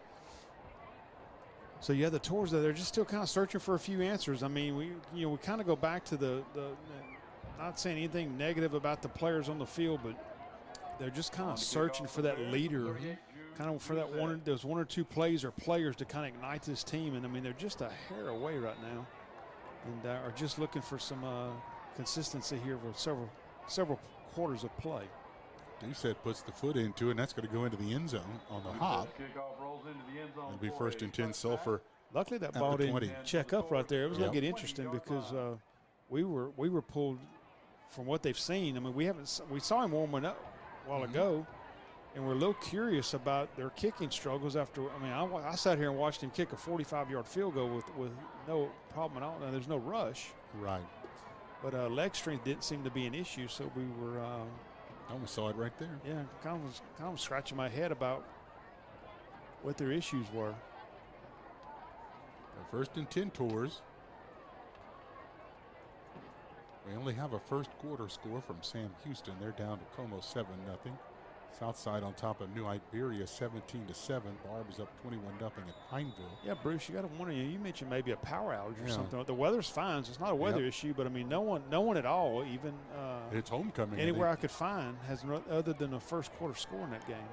Throwing deep. Here's Blaylock. He's caught it at midfield. Nice job by the Tours right there. He's had that open all night long, and we talked about a game of inches. He's just come several deep throws away, just gain of 33 yards on the pass, and a hair away from hitting him. That's Bears 47-yard line. And you got to wonder, you got to also watch Mr. Hopkins had one nice catch to start the game. Really, he's kind of been quiet ever since then. David LaFleur's also checked into the game in a slot here on the bottom, 47. 1st and 10 at the Carencro 47. Here comes the pressure. Going to throw deep. Blaylock gets too deep. But he had to step on him again. And that's the same pattern just to the other side of the field right there. So they feel like they've got something right there with Blaylock. And the key is to protect Trahan. That's been an issue. But he's, both of those passes, he got some protection and he was able to get rid of the ball quickly. But you got to wonder if they're not taking their top defensive player and putting on Hopkins. So the Tours feel like they have a mismatch because that's the same number. Number 13 is still out there with him. Yeah, he just beat him Bernard. Just beat him on 2 consecutive plays. Well, it's 2nd and 10. Trahan will run it. Got room. Cuts to his right to the 40, and he may have a first down inside the 37-yard line. Bruce, they've run that play a couple of times. I think that's their 2nd or 3rd time to run it. I know they've gained over 10 yards in first downs 2 of the 3 times, and I mentioned earlier in the game that's something that we haven't seen from the Golden Tours in their offensive play calling this year, and kind of wondered if we saw it last year when he was running it with Tag Stelly a lot, Trahan and Stelly. But good to see that play call back in the arsenal. 1st and 10 at the 37. Tours trail 13-0. We're early in the 3rd. They're going to hand this off to Williams, and Williams busts his way down to the 30, the 29-yard line up the 30. Bruce, still a gain of 8. We talked about he's a little different runner than Burgess is, and just a little bit bigger, got a few more pounds in the back pocket there, and isn't afraid to put a shoulder pad into you as well. He was hit after about a 4-yard gain right there, and puts his shoulder down, ends up gaining 8 for the Golden Tours. It sets up a 2nd and 2. Now, okay, no, I thought you got 20 seconds. I thought Sulphur was going to have to call a timeout. Yeah. You got lots of time here, 15.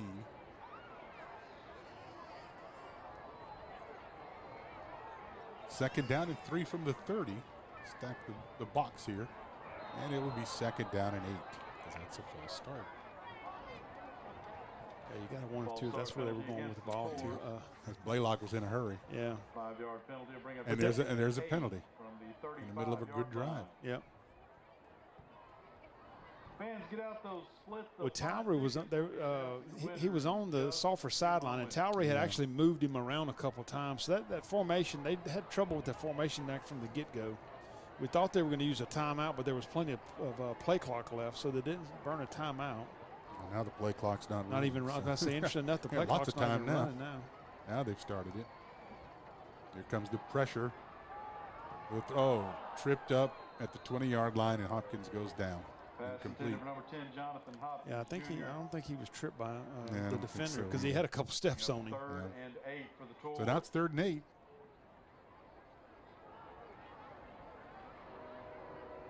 They're just running that deep. I say a deep out.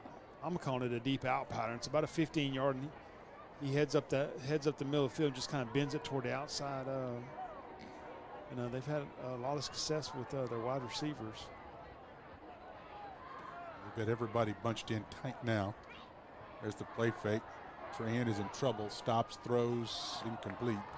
Wanted to hit LaFleur right there. Looks like number 21 for Carencro didn't fall for the bootleg and stayed with LaFleur. But they were hoping to hit them in the flat. And Bruce, like you said, it's another drive. It was 3rd and 3, or excuse me, second and 3. And a false start penalty moves it down to 2nd and 8. And once again, another drive for the Tours is started. Here comes Paez. Courtesy of a penalty. Now, run that play here. If you got room, run it. And that's what Carencro's looking for. Yeah, they're not even going to have a return man this time. Yeah. They're going to walk him all the way up in a little prevent defense.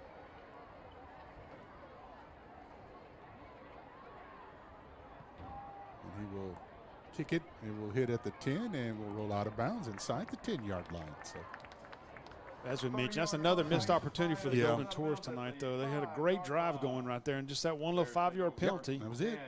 They kind of threw off all the play calling. I mean, 2nd and 3, your whole playbook is open to you right there.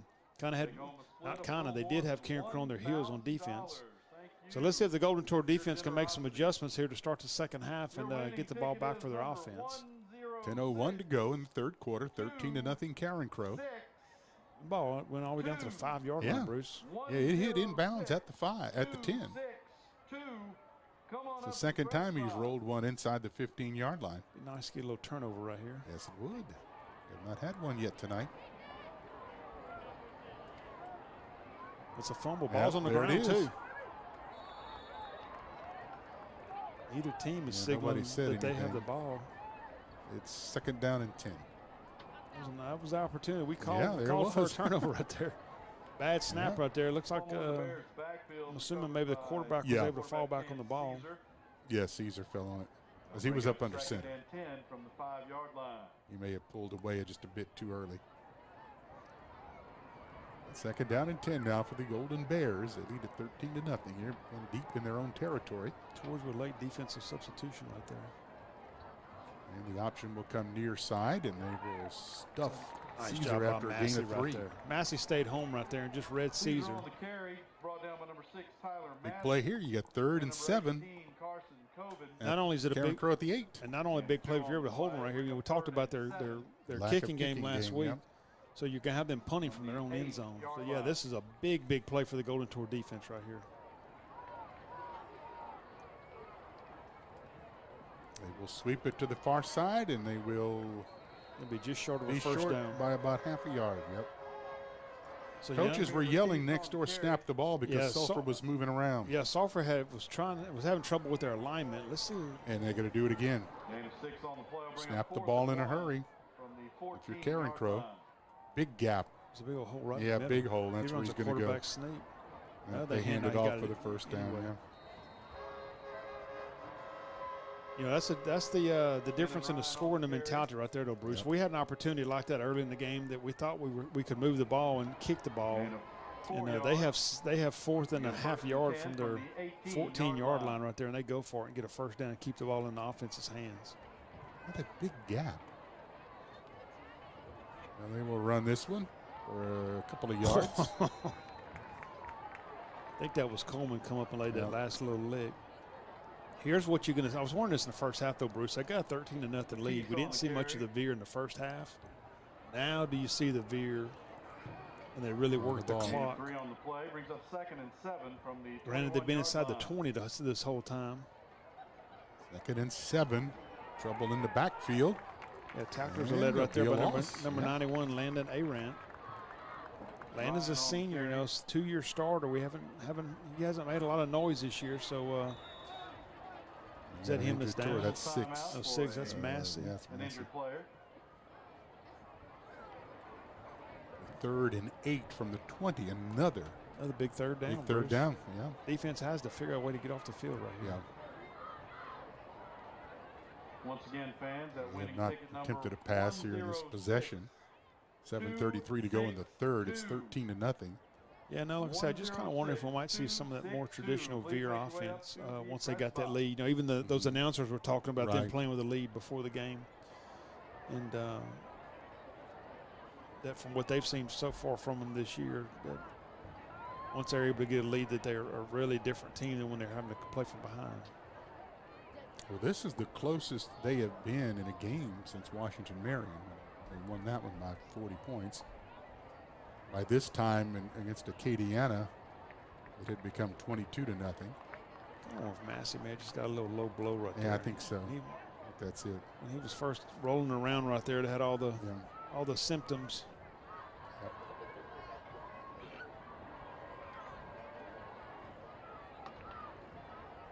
Obviously, he comes out for a play. Yeah, I think that's it. He still kind of got that walk about him. Yeah. We've all been there. All right, big play. 3rd and 8 for the Golden Bears at their own 20-yard line. Chance for the Tour defense to get off the field, give the offense pretty good field position here.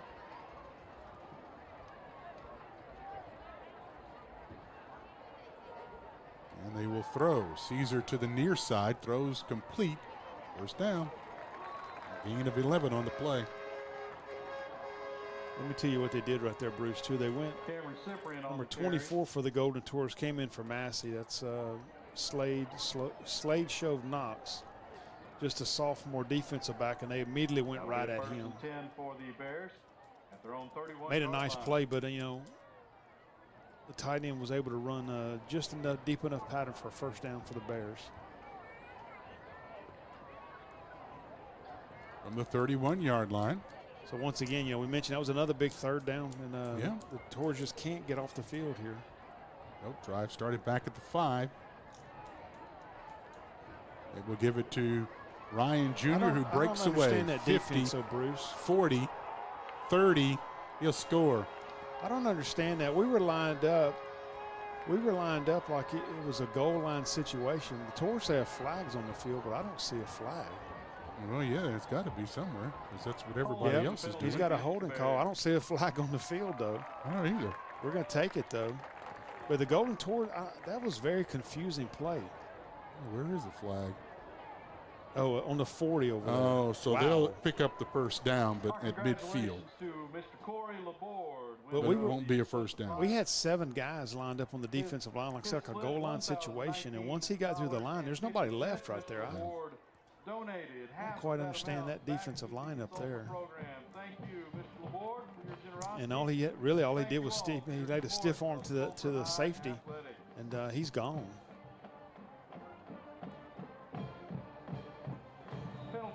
So it'll be 1st and 10 from midfield for Carencro. They still end up picking up the first down. They just don't get the touchdown. 6:31 to go here in the third quarter. They'll hand it off to Baptiste, and Baptiste will get about 9. That's a play right there against Acadiana that really gave us a lot of trouble. And a flag. I think it's going to be a 74 has really played on the edge all night long. That offensive lineman for Carencro, I think they're going to finally catch him with a flag right here.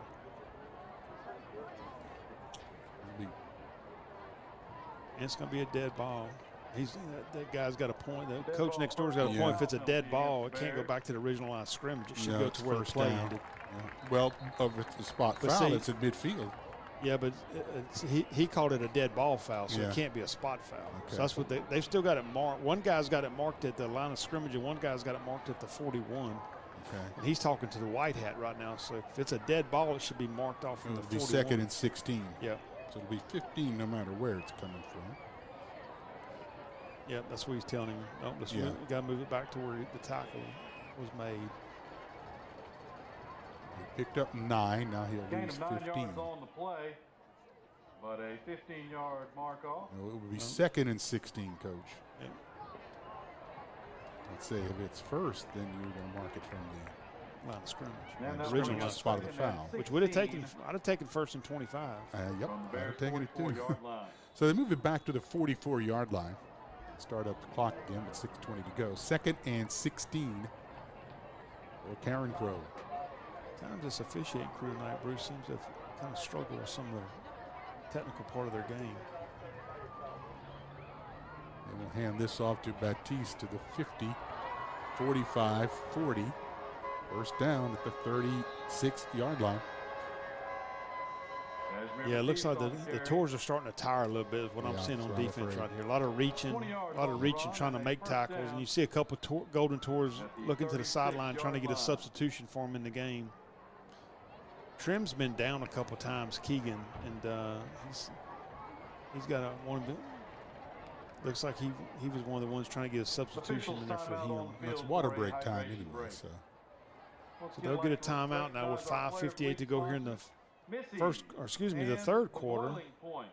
13-0 Carencro. Carencro Bears with their their first possession of the second half. I'll get it out here in a minute. They've had it for 4:03. They got it with 10:01 to go. Yeah, and the Golden Tours had a very promising drive, and it's their second drive tonight that was kind of offset by a flag. Although it was only a 5-yard penalty, it went from a 2nd and 3 to a 2nd and 8. And they were just never able to recover. Never picked up a yard. Now they're marking the ball back off, Bruce. There must have been another flag thrown that we didn't see. They moved it back to the 49 now. Yeah. Must have been, I'm assuming, another holding call. Yeah, because that would have been a first down. Yeah, they had a first down. So now it'll be 2nd and 11.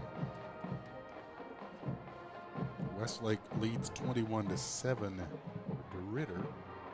Washington Marion getting beat by Lakeshore Mandeville 17-8. Looking at stuff from around our neighbor. Oh, it was 7-0 Como. Okay, that score was wrong. Como has 8 points, but Sam has 42. Oh, wow. So must have turned the lights back on or whatever. I saw Welsh was playing Pickering tonight. Yeah, that's ugly. Barb's up 28-0 in Pineville.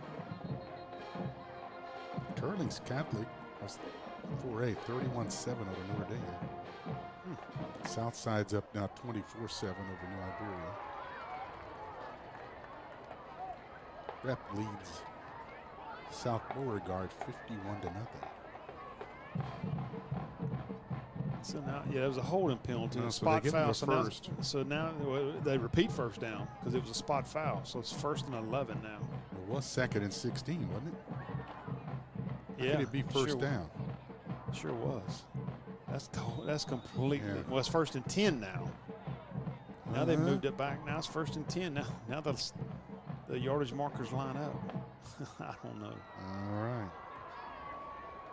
Great run by Caesar, the quarterback. Unless there was a dead ball foul at the end of the run. So it was a 15-yard, but I never saw what the call was. Me neither. 9 yards on the run. 9-yard pickup for. You hear the Carencro coaches, they're looking to pick the pay. They feel like they kind of got Sulphur. They do. Wore down right here as well. Kind of what we were saying a few minutes ago. 42-yard line. Golden Tours don't do a lot of substituting on defense. I did see Massey check back in the game. He'll pick up the first down here with Ryan Jr. Tackles made there by number 3 for the Tours, Bladen Laidlaw. That'll be a first down for the Bears. 15 first downs from Carencro. Tours 39-yard line. Number 95 checks in for the Tours for Keegan Trim.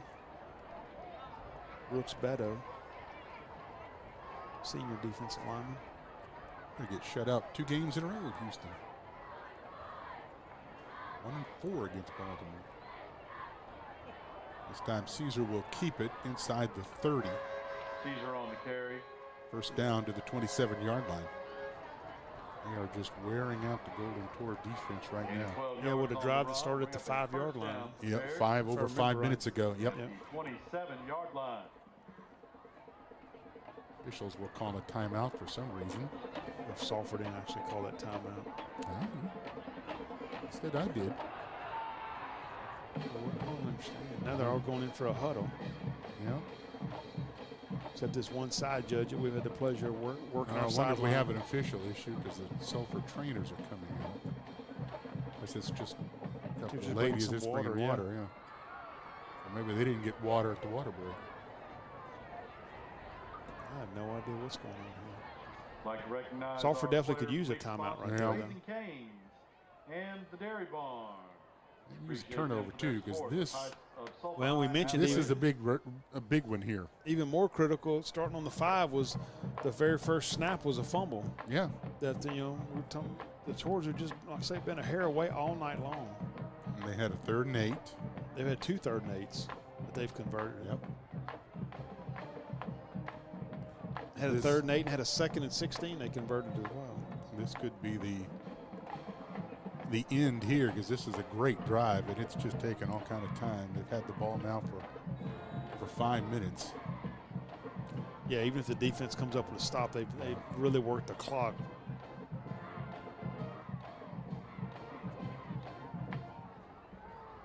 And they've been this bunch run formation underneath center this entire drive. Chance will Caesar will keep it again. You know, Bruce, you got to kind of wonder if Carencro went into halftime and kind of looked around and said, you know what, are we out thinking ourselves here? You know, let's kind of go back to what we do, or what we've shown people we do. Run the football, and that's what gave obviously gave the Tours some trouble in the second half against Acadiana, and they've gone back to that veer offense and that cutback run. Look at that! He's and Baptiste, he's got 3 people on him, and none of them bring him down. Yeah, there's 3 Tours laying on the ground, and that's the run that gave Sulphur the most trouble against Acadiana. Is once that running back gets in the hole, he just cuts it back, and we're pursuing it so hard. There's no backside help there whatsoever. That is a 95-yard drive that took 5 minutes and 19 seconds, something like that. 5 minutes and something like 40 seconds. Yep. And that's only because the last 26 yards, one play. What's he saying about they got players dying out there? Well, he just talking. He's wanting them to keep the pace. Yeah. Carencro coach next to us wanting to keep the pace picked up. And he's right. Because we're gassed. And both of those guys are. That's cramps, conditioning issues right there. And I haven't seen anybody from Carencro at all with any kind of conditioning.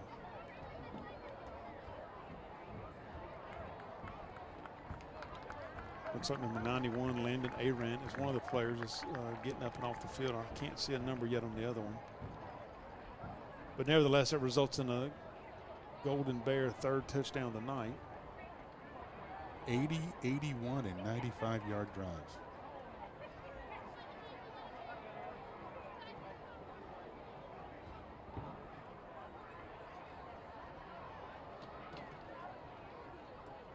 Maybe Corey Hyatt.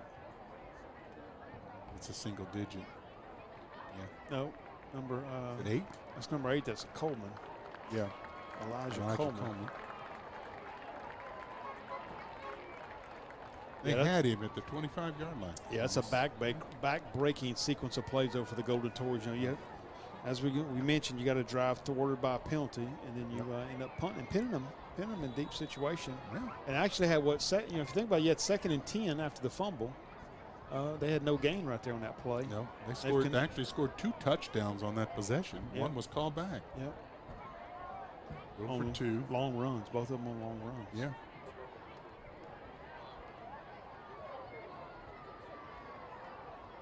This is Caesar for the 2-point conversion to make it 21-0. 2-point conversion attempt. Yeah, that was And it is good with 4 minutes, 18 seconds remaining.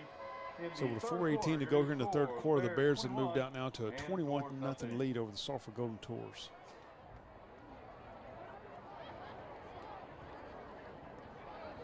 "95 yards on a bunch of plays because they ran about 3 of them near midfield because of penalties. All of them against them. But Batiste scored twice on that possession. Only one of them counted. Carencro will kick from the north 40. We'll mention some of our Tornado Radio Network sponsors during this short break. Jennifer Maybu, State Farm Agency in Beggles Parkway in Sulphur. Cutters Outdoor Power Equipment.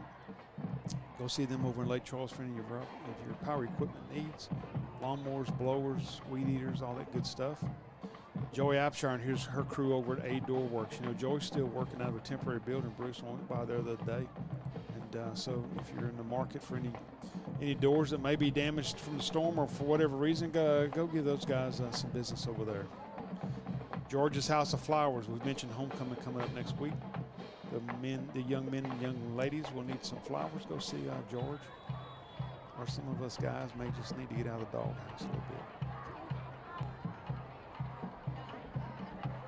Moosehead's kick is high and short. Blaylock at the 19. The 25, 30, the 38-yard line. Again, decent field position for the Tours. Yeah, nice return by Blaylock right there. Bruce, it almost looks like that. I mean, that's an intentional kickoff, that short kickoff that he. I don't understand exactly why. Yeah, it's a little confusing. I don't think he's kicking away from Hopkins. Blaylock.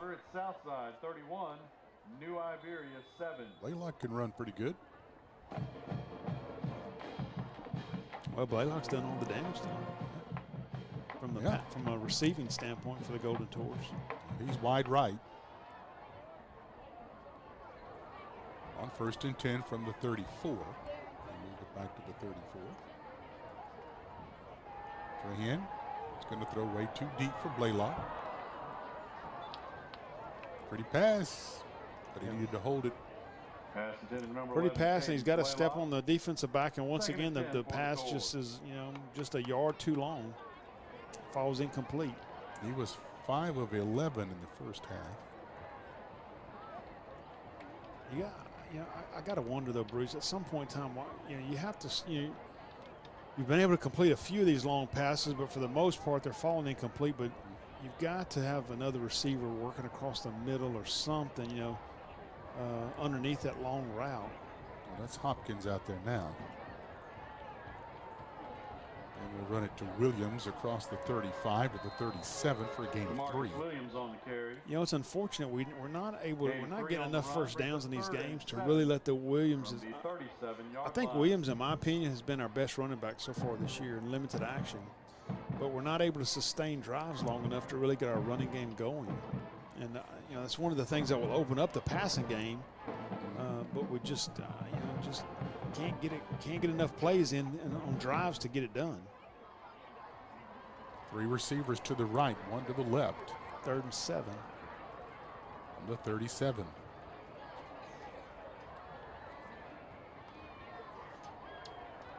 Trahan going to throw deep again.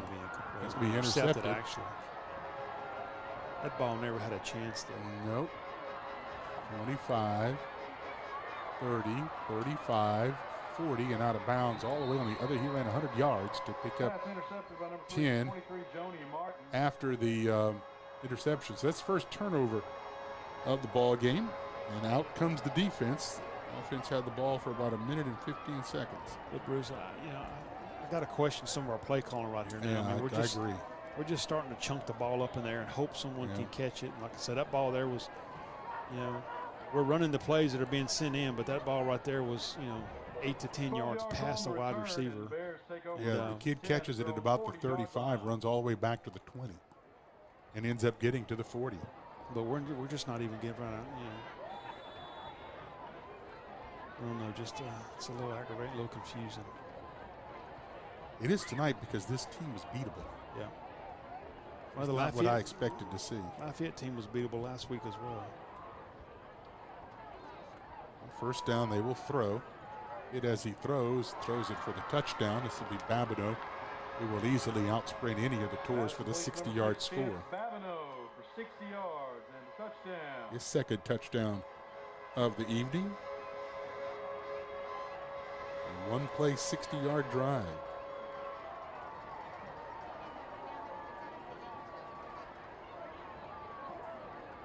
Yeah, until the offense is able to sustain, some drives, the defense they're playing. There's just no way they can't play every game as many minutes as they're playing and stay effective.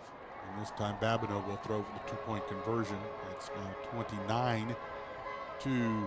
2:54 to go in the third quarter. So they score 15 points in less than a minute and 20 seconds or so. But we knew we would have our hands full with Carencro tonight. But they're not as good, in my opinion, at least as what the scoreboard's saying right now. I agree with you. Like I said, in defense of the defense, we've seen this week in and week out now. The defense just stays on the field entirely too much. Yep. And they finally just get worn down. And, unfortunately, not only is calling the game, but, obviously, I'm a Golden Tour fan myself, and I try to call it the way I see it for our fans, and until the offense is able to just sustain the drives, it's just going to be tough sledding. And I think we've talked about that in every game except Washington. We've been in every game. Yeah. The games we've lost. What was it, 13-0 or 15-0 into Acadiana? 15-0 into Acadiana. I don't remember what it was last week, but it was close. Well, and then we had turned the offense had turned the ball over deep in their territory, and then a punt return. Yeah, that's right. And then even this game tonight's 13-0 at halftime, and we're getting the second half kickoff and proceed to drive it down the field. And like I say, it's just been a season of missed opportunities for the Tours. Another short kick taken on the run by Hopkins at the 30. He will not make it to the 40. But again, we're going to start at the 39 yard 38, line. 39. Yeah. Started the previous drive at the 38, I believe. 38. 9 yards on the return, and the Tours take over. I think you've said this in every game that the offense, that's a terrible spot. The defense is playing way too much. They're not getting a rest. Yeah, he is spotted at the 38. But 1st and 10. Williams stays in as the running back.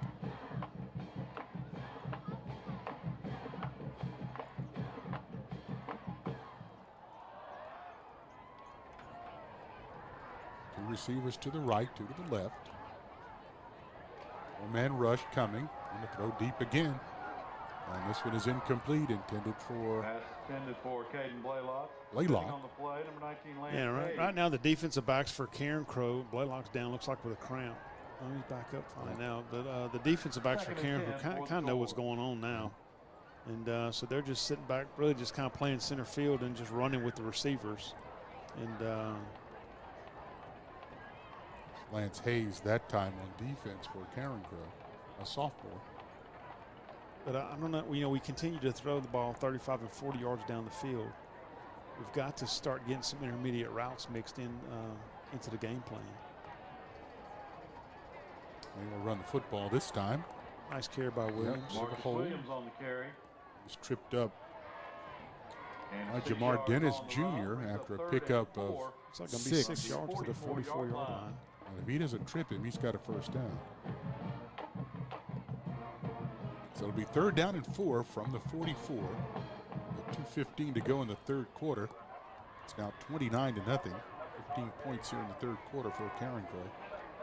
All of it coming in about a minute and a half. A 95-yard drive and a one-play 60-yarder.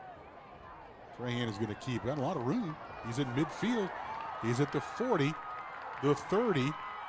Cuts it back again to the 25 and finally is brought down at the 25-yard line. Just couldn't quite find that last block he needed, Bruce, springing. But still a nice gain of what, 25 and 6 is 31 yards.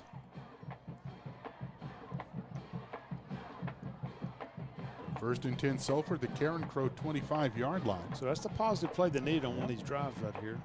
Yep, the first down, the defense can rest a little bit longer. But they, They need to get a score here before the end of the third quarter.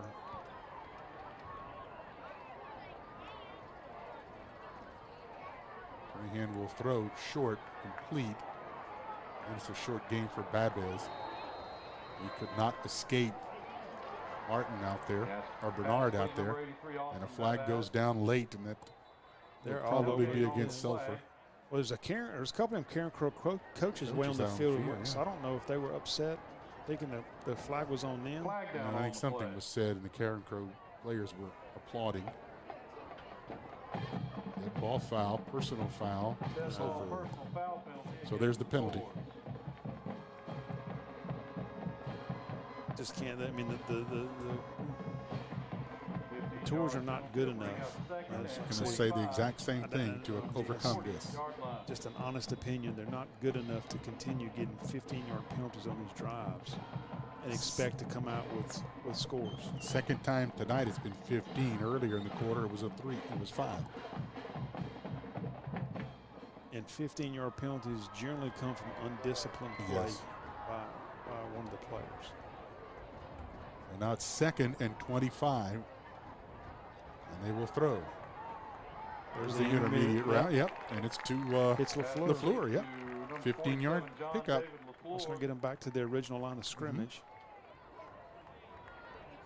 And maybe as he becomes healthy, he's becomes a huge part of the offense. Oh, he's a weapon. He's big. He's the biggest kid out there. No bones about it. He's a weapon for the offense. Not a weapon that can go 80 yards kind of weapon, but just a big, not only as a receiver, but also a blocker.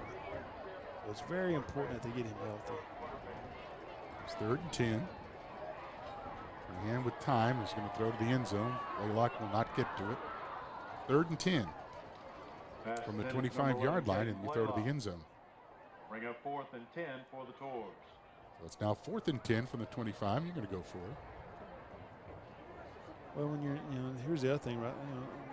Of course, I know it's easy sometimes for us to sit up here and talk about some of the plays, but I mean, you're in 4-down territory right here. So I mean, why not pick up 5 or 6 yards? Look to pick up a screen. Yeah, something. To get you part of that yardage back,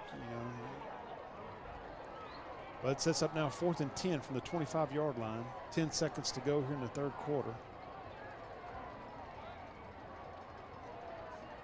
Little pressure. Throw is incomplete. It's too high, intended for Hopkins. Pressure was coming right as he threw the ball, so it's first down Carencro. Put a little touch on that ball, though. 25-yard line. Hopkins went up to make the catch, but he got a fastball coming at him, and on top of it being high. An update in Class 4A. Again, the 15-yard penalty. Hopkins looks a little gimpy coming off the field I as saw that well. too. So I don't know if that happened on that play, or it's been maybe why he hasn't been targeted much in this game.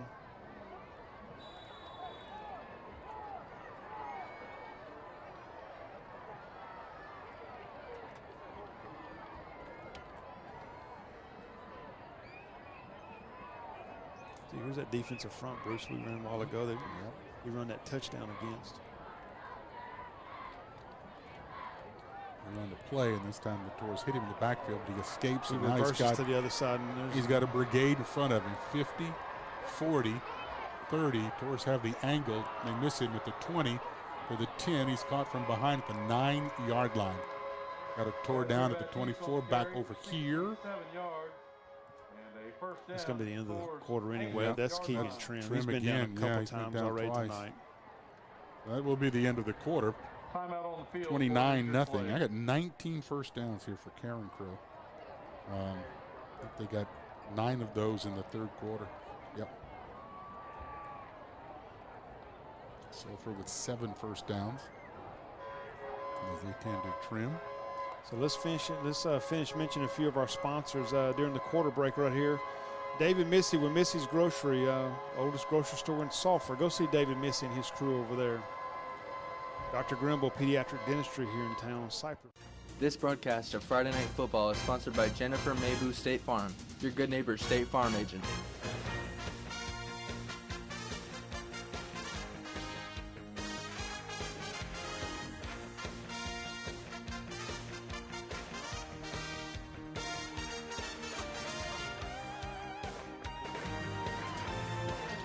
coming up. If you're still needing some Sulphur Golden Tour gear, some shirts, hats, cups, mugs, anything like that, go see those guys. They also do screen printing amongst other things over there. Mike Willis Ford. Go see Mike and his crew over there. Tony Tremonti, one of the original members of Tornado Radio Network, along with Judd Barris and Ryan Davis over there. Go see one of those guys, and they will get you hooked up with a Ford truck. Just bought a Ford truck myself, and been very, very pleased with it. I like riding in it. Yeah, we've made a couple trips to Lafayette, and so we've enjoyed our road trip so far this year with the Golden Tours. The lead dance company, Tony's daughter, Bryce Trahan, has got two of my granddaughters go to the lead dance company, and she's got a beautiful new facility over there on Cypress Street. Go see her. As well as if you need a haircut, men or women, go see Troy Darby and his group over at Hollywood Barbershop on City Service Highway. And as Troy says, be sure to tell them where you got it. First and goal to go.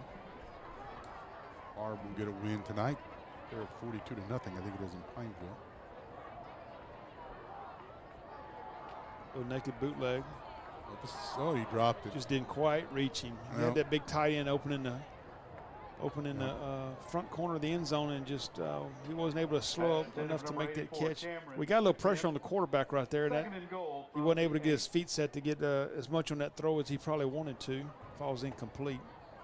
The game of the week up north of us, it's Newman 30 and Manny 25. And wasn't that a 14-2 game at half or something you'd mentioned? I think. I remember. Newman was down a couple of touchdowns Newman at half. was down. It is second and goal to go at the 8. That play took 2 seconds. This time Caesar will score from 7 yards or 8 yards out on the run. Yeah, what's kind of telling right there, Bruce, is that offensive line had 3 of our Golden Tour linemen laying on the ground. And there's another Golden Tour down in the end zone. Those 2 plays took 8 seconds. I think that may be Coleman, number 18. He's been down a couple times as well tonight. Officials timeout for an injured player. Sam Houston gets a win tonight. They'll be here next week. Liberia will fall to Southside, so Southside, Acadiana.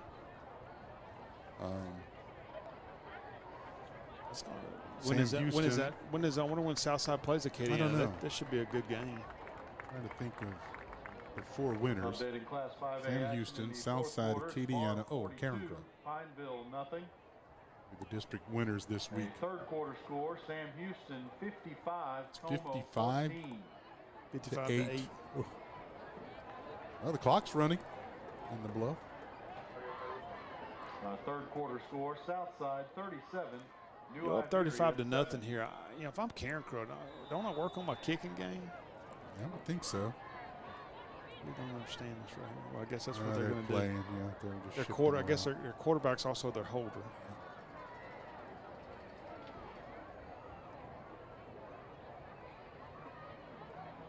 Kicker is Doucette. That's good.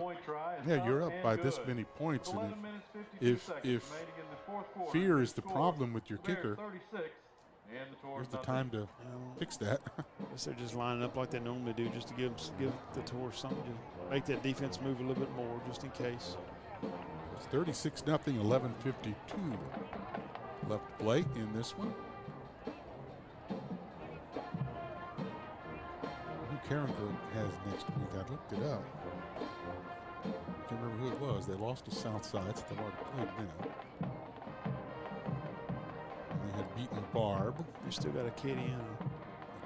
Still got Sam Houston problem. Lafayette Como left. Yeah. They have Sam Houston left. I looked it up. I didn't write it down. I saw we've still got, amongst our districts, our outside district schedule, we still have Destrehan left. And I saw Destrehan's up to ranked number 2, I think number 2 in the state. Yeah, the best in the district we've played, except for Southside. We got New Iberia, Como, And Sam Houston and Bar. will be 2-1. Yeah, but Sam Houston and Barb ain't as good as Acadia. No, what I'm saying is that we'll have them. We still have Barb left as well. But yeah, like what you were alluding to, though, we've played the toughest part of the district from what we can tell initially and already this season. That was our first 3 district It's a games. very good district. You got 4 or 5 pretty good teams. Well, you generally have 4 teams that are usually ranked in the top 16 on the top half of the bracket every year. So a very short kick. It's going to bounce, and Sulphur did not cover it. DePriest was trying. Did he end up with it? You know, he was trying to get to the ball, but it wasn't his play. The up back. Yeah, it came forward. He came forward to start blocking, and I don't think DePriest got back on the ball. There it is. Nope. Yeah, no, it's Carencro ball. Yep. I can't put that one on DePriest. No. He's trying everything he can to get there, but there's an up back that the ball dang near probably he'd been ahead if he'd have stayed put. And he proceeds headed upfield to make a block and just leaves that. We talked about that at a little open spot in the when they kicked the ball deep that time that ended up trickling into the end zone. I made the comment if it checks up at all on that play, we were going to have trouble getting on the ball. So that puts a tired Tour defense right back out on the field. At the 36-yard line. Special teams breakdown there for the Tours. 11:48 to go. We may see the running clock here.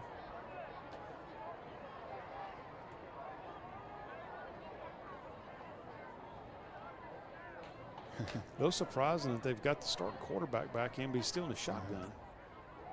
He's going to throw. No, he's not. He's going to be sacked at the 39-yard line. And J. Michael Stelly ain't very happy.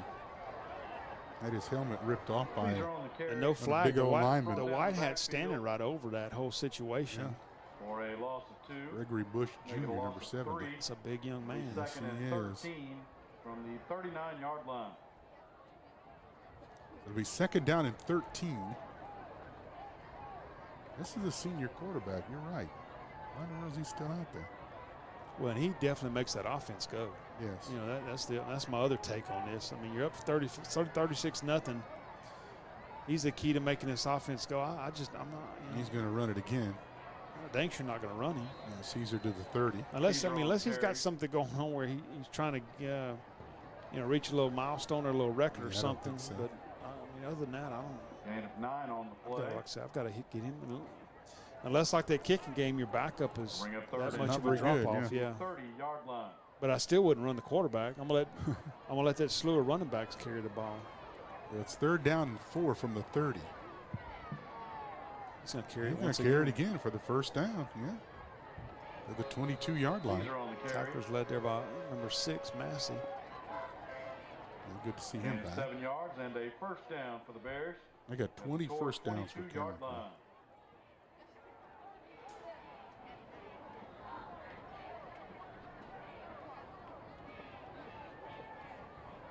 He's better than a head taller than the running back behind him. Look at that. It's that running back we can't find when he goes in that. Nope. Goes into that wall. They're going to throw it out here to Babineau. Can't quite escape. Field tackle right there, but that's number 14. That's a sophomore. That's Smith. Tajay Smith. Smith. Brought down by number 14, Tajay Smith. And that's a tackle that has not been made on a number of plays. No. He makes it right there at the 20 for a gain of 2, so it's 2nd and 8. And probably if he doesn't make the tackle, he might score on that play. They're not slowing up. No, defense. I mean, they continue to fight out here. They just, like I said, they're a little outmanned from how tired they are standpoint right now. Yeah, this is Caesar to the 5-yard line.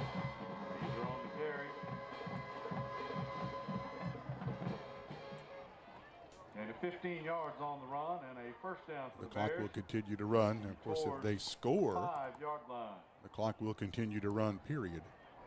It'll be 42 at least. And we will have seen that rule in 3 of the 4 games we've played.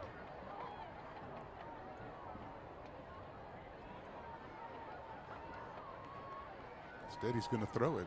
Pressure. Caught. It's Cyprian, yeah. And the quarterback takes another hit. Caesar's pass completes number 84, Cameron Cyprian, for 5 yards and a touchdown. A little interesting. We hit the quarterback, knock him down, but we help him right back up, Bruce. Maybe the game's changed since I played. Yeah, considering they took the ball and just completely ran it down their throats with a 36-point lead. Yeah, Carencro threw the ball. You would almost think Carencro had something to prove here tonight, or well, they got something a they little got payback. whipped bad by Southside. As I say, maybe we may be feeling the brunt of that Southside score last week. Yeah, the kick is good, so it's 43-0. So we'll see what happens with the scoreboard here. I got a funny feeling that may have something to do with it. They had 5 turnovers, some bad turnovers last week that cost them points. Well, and that may be why they're leaving the starters in as long as they have as well. You know, if they had some of them turnovers, they're wanting to make sure that doesn't happen this week. That was 49-23, I think was because they watched. You know, they obviously watched the film against Lafayette and saw Sulphur. You know, they saw Sulphur climb back in that game last week with a remote chance of pulling out a potential victory then. I don't think we have run a play inside the 20-yard line tonight. I think at Acadiana we didn't run one inside the 30. No, we got in the red zone once. Okay. And then we had I think that's one of the penalties. Updating Class 3A action. Well, Doucette's had enough practice. Highway 30, Jennings 14. I think we should have seen that coming a while ago. He's kicking it to his right every time as well. He's not even changing up his pattern.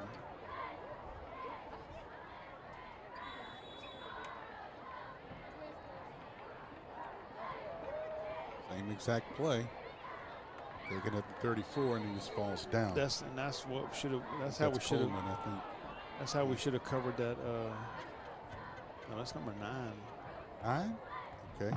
Number 9, that would be Stelly. Yep, right, Stelly. But yeah, that's how we should have covered the previous kickoff. But so them made an adjustment there.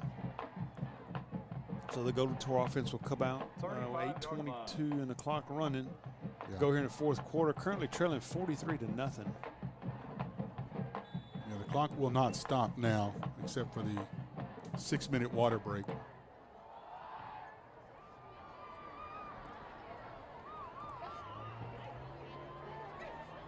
First and 10 Tours. It comes. Throw deep, too deep. We have seen a lot of that tonight. And again, Hopkins had the step. Trahan's having to get rid of it in a big hurry. Well, not only that, Bruce, that has to be really just such a precise timing situation, you know. You start talking about throwing a ball 40 yards down the field, and you're releasing it when the receiver initially is only 15 yards down the field. Everything has to just fall just right. Second and 10. And we'll keep it. We'll get 3 to the 38-yard line and bring up a third down at 7. And 3 yards on the play. I'll bring up 3rd and 7 from the 38-yard line. Actually, they back it up to the 37 to make it 3rd and 8. That wasn't a very good spot either, was it? Or at least in my opinion. We're I right don't here. think so. We're right here. It's right in front of us. Yeah. I mean, we're up a ways, but we ain't up that high. It's not like doing a game in the Superdome where you're like 8 stories above the ground. Well, 3rd and 8 from the 37. Comes the blitz. The pass is complete, but not quite to the first down marker. Nice catch right there by his first one. It's Austin. Yep. 82. Nice tackle by the Carencro defender right there as well. Yep. Austin tried his best to. Thought he was going to break it. Yeah, he went a little high on him, and he tried to stay up and just wasn't able to quite shake that tackler. So that's going to set up a 4th and 3. 6:07 to go here in the ball game now. Stop the clock here in a minute. Second. Yeah, I don't think they can get another play. They won't get a playoff. They're going to stop. 6-minute water break. Final time the clock will stop. For a hydration break. And I guess what hydration breaks in October 1st, I believe. Yeah, we got one more week. So we'll go one more week of hydration breaks. We got 5 Fridays here in September. Yeah, this is game 4. So hydration breaks end. So Bruce, I know you call the PA at McNeese. Who do they have tomorrow? Mississippi College. The Choctaws come to town, Division II school. I will go out on the limb and say they win it tomorrow. McNeese will. Yeah. Yeah, golf. Is it golf? The coach over there, but yep. golf. You know, heard good and bad. I guess good, bad, and indifferent about him. You know, obviously he's playing with just kind of a hodgepodge of players. Don't believe the bad. Yeah. You know, you lost. You got 58 new players. You got a new coach. New systems on offense and defense. Pass is caught out here. First down. Pretty good knockdown, but a first down. I think the 23 is. I think 23 is a gentleman we saw knock a kick returner out of bounds earlier in the game as well. Yeah, he brings a hat when he comes. Burgess though drops his shoulder and gets a first down right there. Though, nice job by him. Nice job by Trahan with a little swing pass. That's a guy named Joni. Joni. Said it's not pronounced Johnny, it's Joni. Which may be kind of like a boy named Sue. He hits everybody hard. I'll give this to, it's Burgess, and again, somebody's helmet comes off. Oh, we had a lot of helmets. A big kid, 72. A lot of helmets come pop off tonight. No gain on the play. Burgess on the carry. Somebody limping off for Sulphur. Lane Ackle. Yeah, I think he's been fighting something all game. I've seen him come off the field stiff leg several times out, you know, after a third down play. Yep. And yeah, he's kind of got that old penguin walk about him. Yep. So it's 2nd and 10 from the 47 for Sulphur. Trying to avoid the shutout.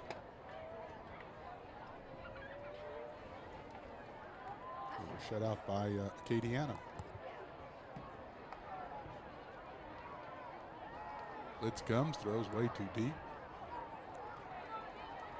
Pass intended for Jonathan And it's Hopkins 3rd down and 10. 3rd down for Again, that does not stop the clock with a 43-0 score.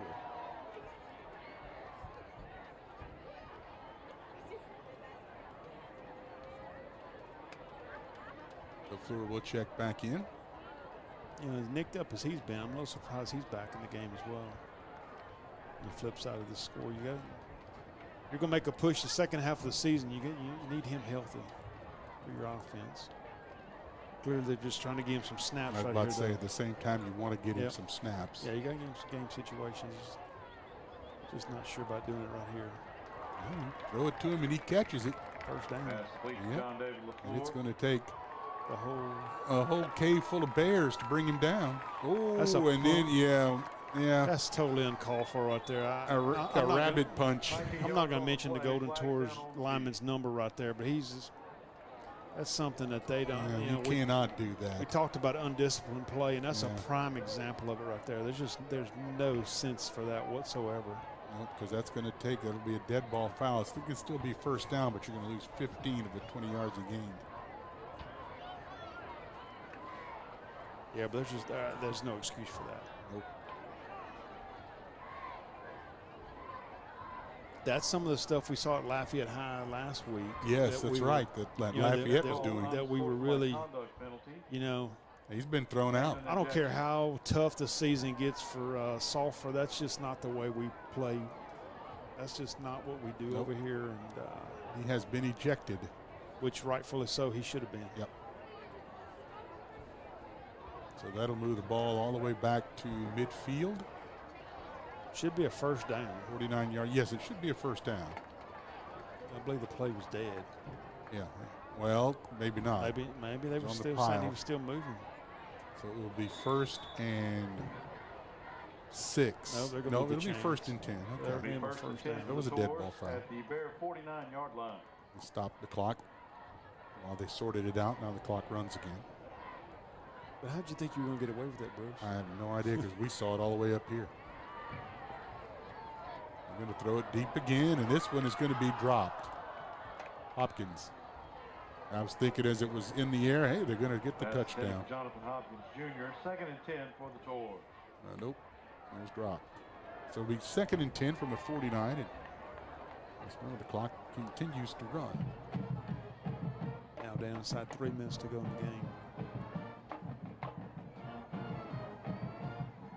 I think that was one of the few times where he threw 40 yards down the field and was on the mark. And couldn't hang on to it. The Priest way out wide to the left. Williams in the backfield. Trahan will keep it. Cuts it up the 45-yard line. Thought he was going to get a little more yardage out of that play right there, Bruce. And kind of just shut down pretty quickly. The Priest had his block on the outside right there, but nice pursuit from the middle of the field by the Bears.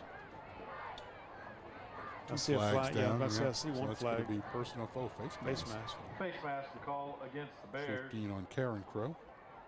They have 70 yards in penalties. Sulphur has 80. So that'll be the 10th first down for Sulphur. 15-yard penalty. Tell you what, Bruce, first down for the these Tours. Carencro, I see where the young men kind of get their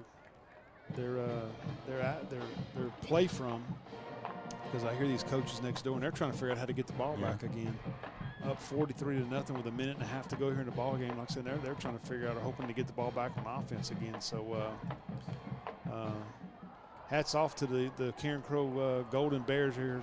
Put together a very impressive second half of play, and they're going to walk out of Matt Walker Memorial Stadium with a very lopsided win. Trahan throws it too far. It's a tough catch. Yeah, it's a tough catch for a tight end right shoulder. Well, 2nd and 10 at the 30. Again, the clock is running, so to avoid the shutout, you have to move a little quicker than that. These offensive coaches are packed up here, and they're going to get the ball back.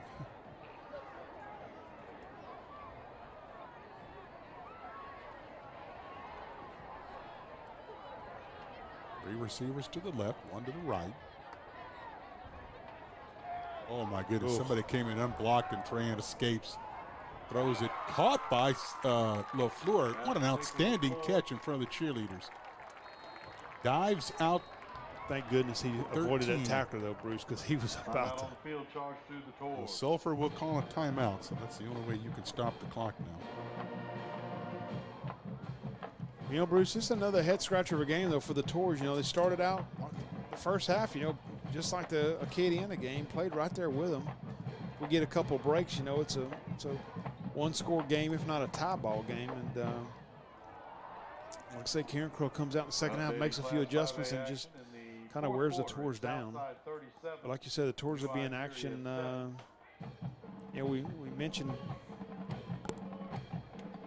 probably one of the as far as Sam Houston goes, not a bad team, but not as strong of a team is probably the better word. But even not as strong of a Sam Houston team as we've seen the last couple of years. And but man, they suddenly hang 55+ points on the board tonight. So yeah, that one's over.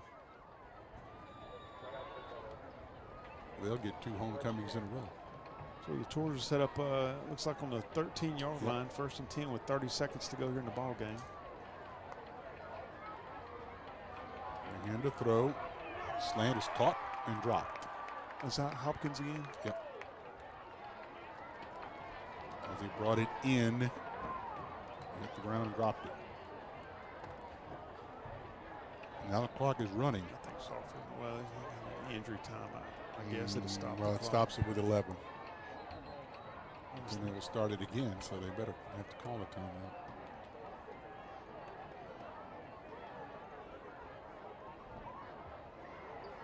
I think Sulphur was going to go ahead and let it run that time, but see. And now they call the timeout. Timeout on the field, charge to the Tours.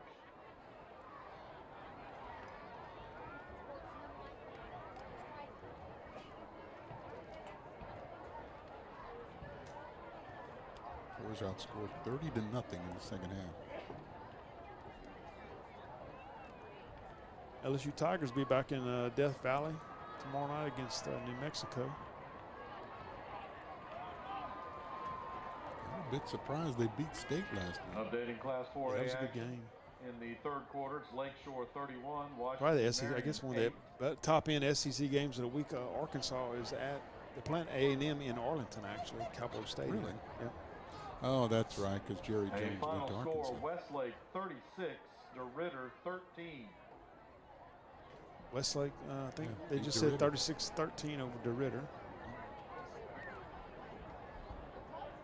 But yeah, we were talking about McNeese a while ago. It'd be nice to see Coach Goff get a win, and brought a lot of the traditions back to Cowboy Stadium last week. If you didn't follow the news, And it's going to run with a 5 to the 3. Hand on the carry. And if Sulphur does not call timeout, and they do not, that's the ball game. 43. Oh, let's see. Call hang on. one. I see Burkell. You got to call timeout. You're going to have first and goal to go.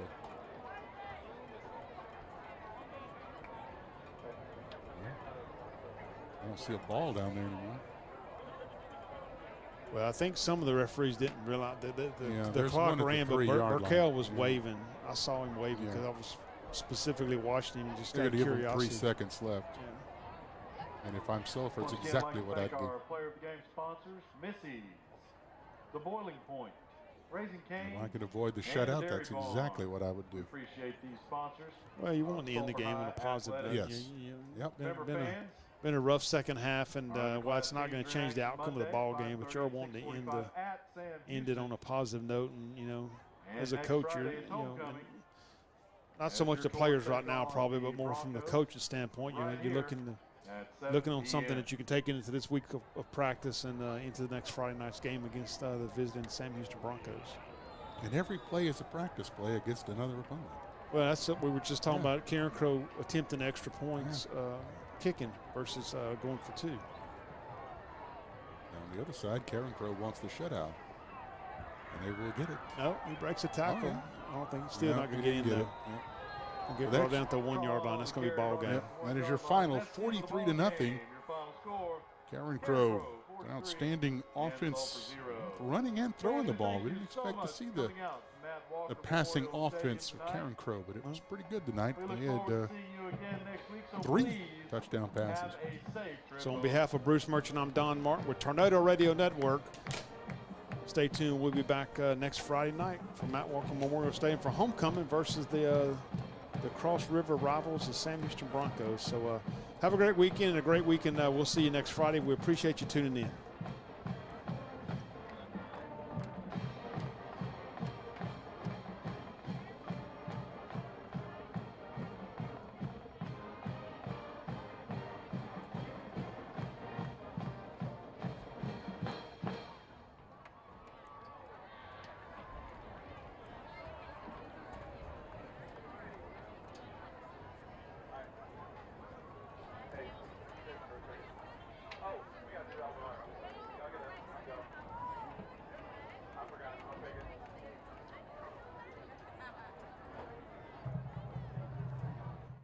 This broadcast of Friday Night Football is sponsored by Jennifer Mayhew State Farm, your good neighbor State Farm agent.